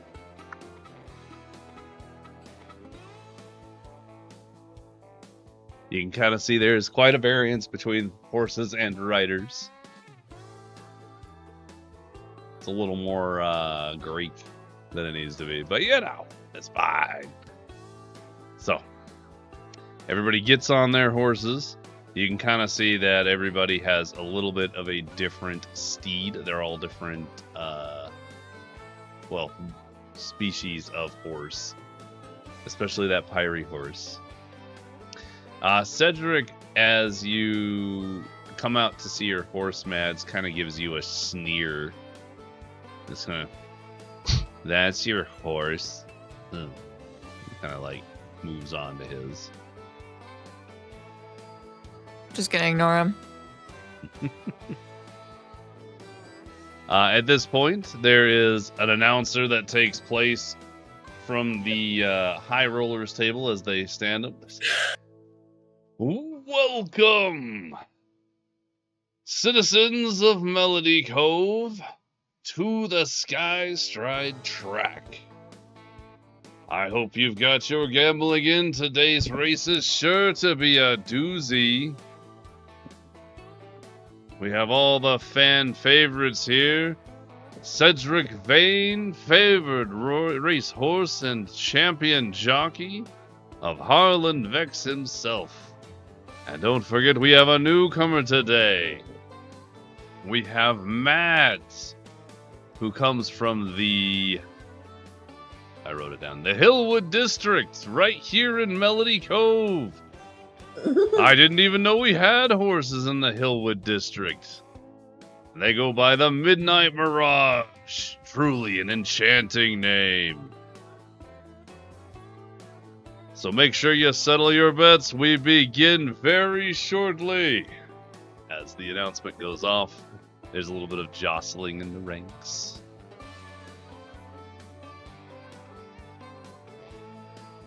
And I think we will stop our episode right here, actually. Okay, but I would like to attempt to retcon something. You can tell me no, but I was doing readering. Readering? Because of my Fae ancestry, I'm specifically supposed to have advantages on saves to resist and end charm. You are! Okay, yeah, I'm down. Let's read. So I would like to try this. and retcon save my ass from the initial charm that made me stupid. Let's go. Okay, roll me another wisdom saving throw. It was not that much better. It has not populated on my end. What's your... Oh, all I hit was advantage on the original wisdom, so I got an 11 this time instead of a 5, but it's not enough. The DC is a 15, so... Yeah. Alright, it all stands. I just wanted to try. No, that's valid. Absolutely. Thank you for the reminder, because I did not think about that. I was like, I don't know. I was looking through my stuff, because part of it, my brain was doing the tingle of like, that doesn't feel right. And then also I was like, it can't. Like, come on.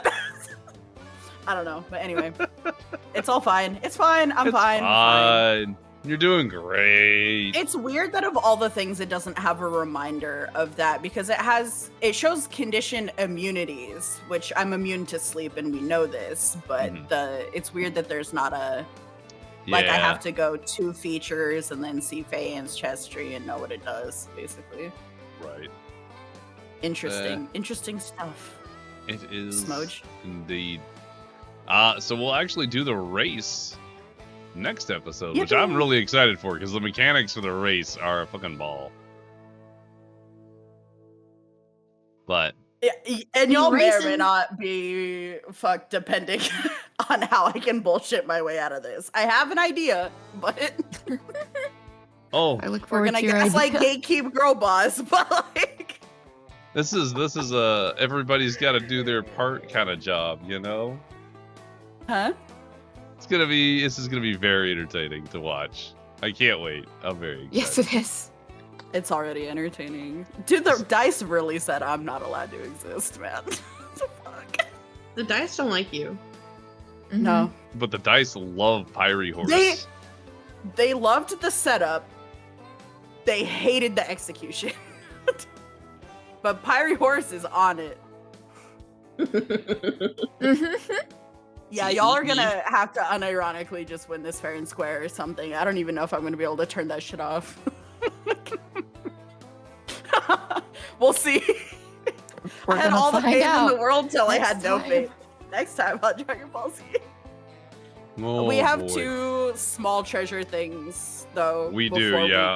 I wanted to get to those, but my brain was like, focus fire.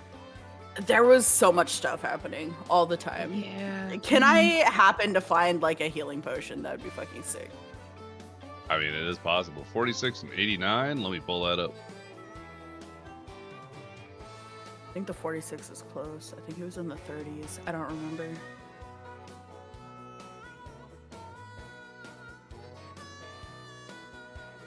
And then I'm going to go in the order of Liari, Mads, Pyrie, Joe. I'm going to make this public. Joe. Joe has found a sealed envelope containing pressed flowers. Aw, Cute. Cute. he's now part of the flower gang. We all have flowers. Plants. True. The plants. The plants. The plants. I'm telling you. The other one was 89.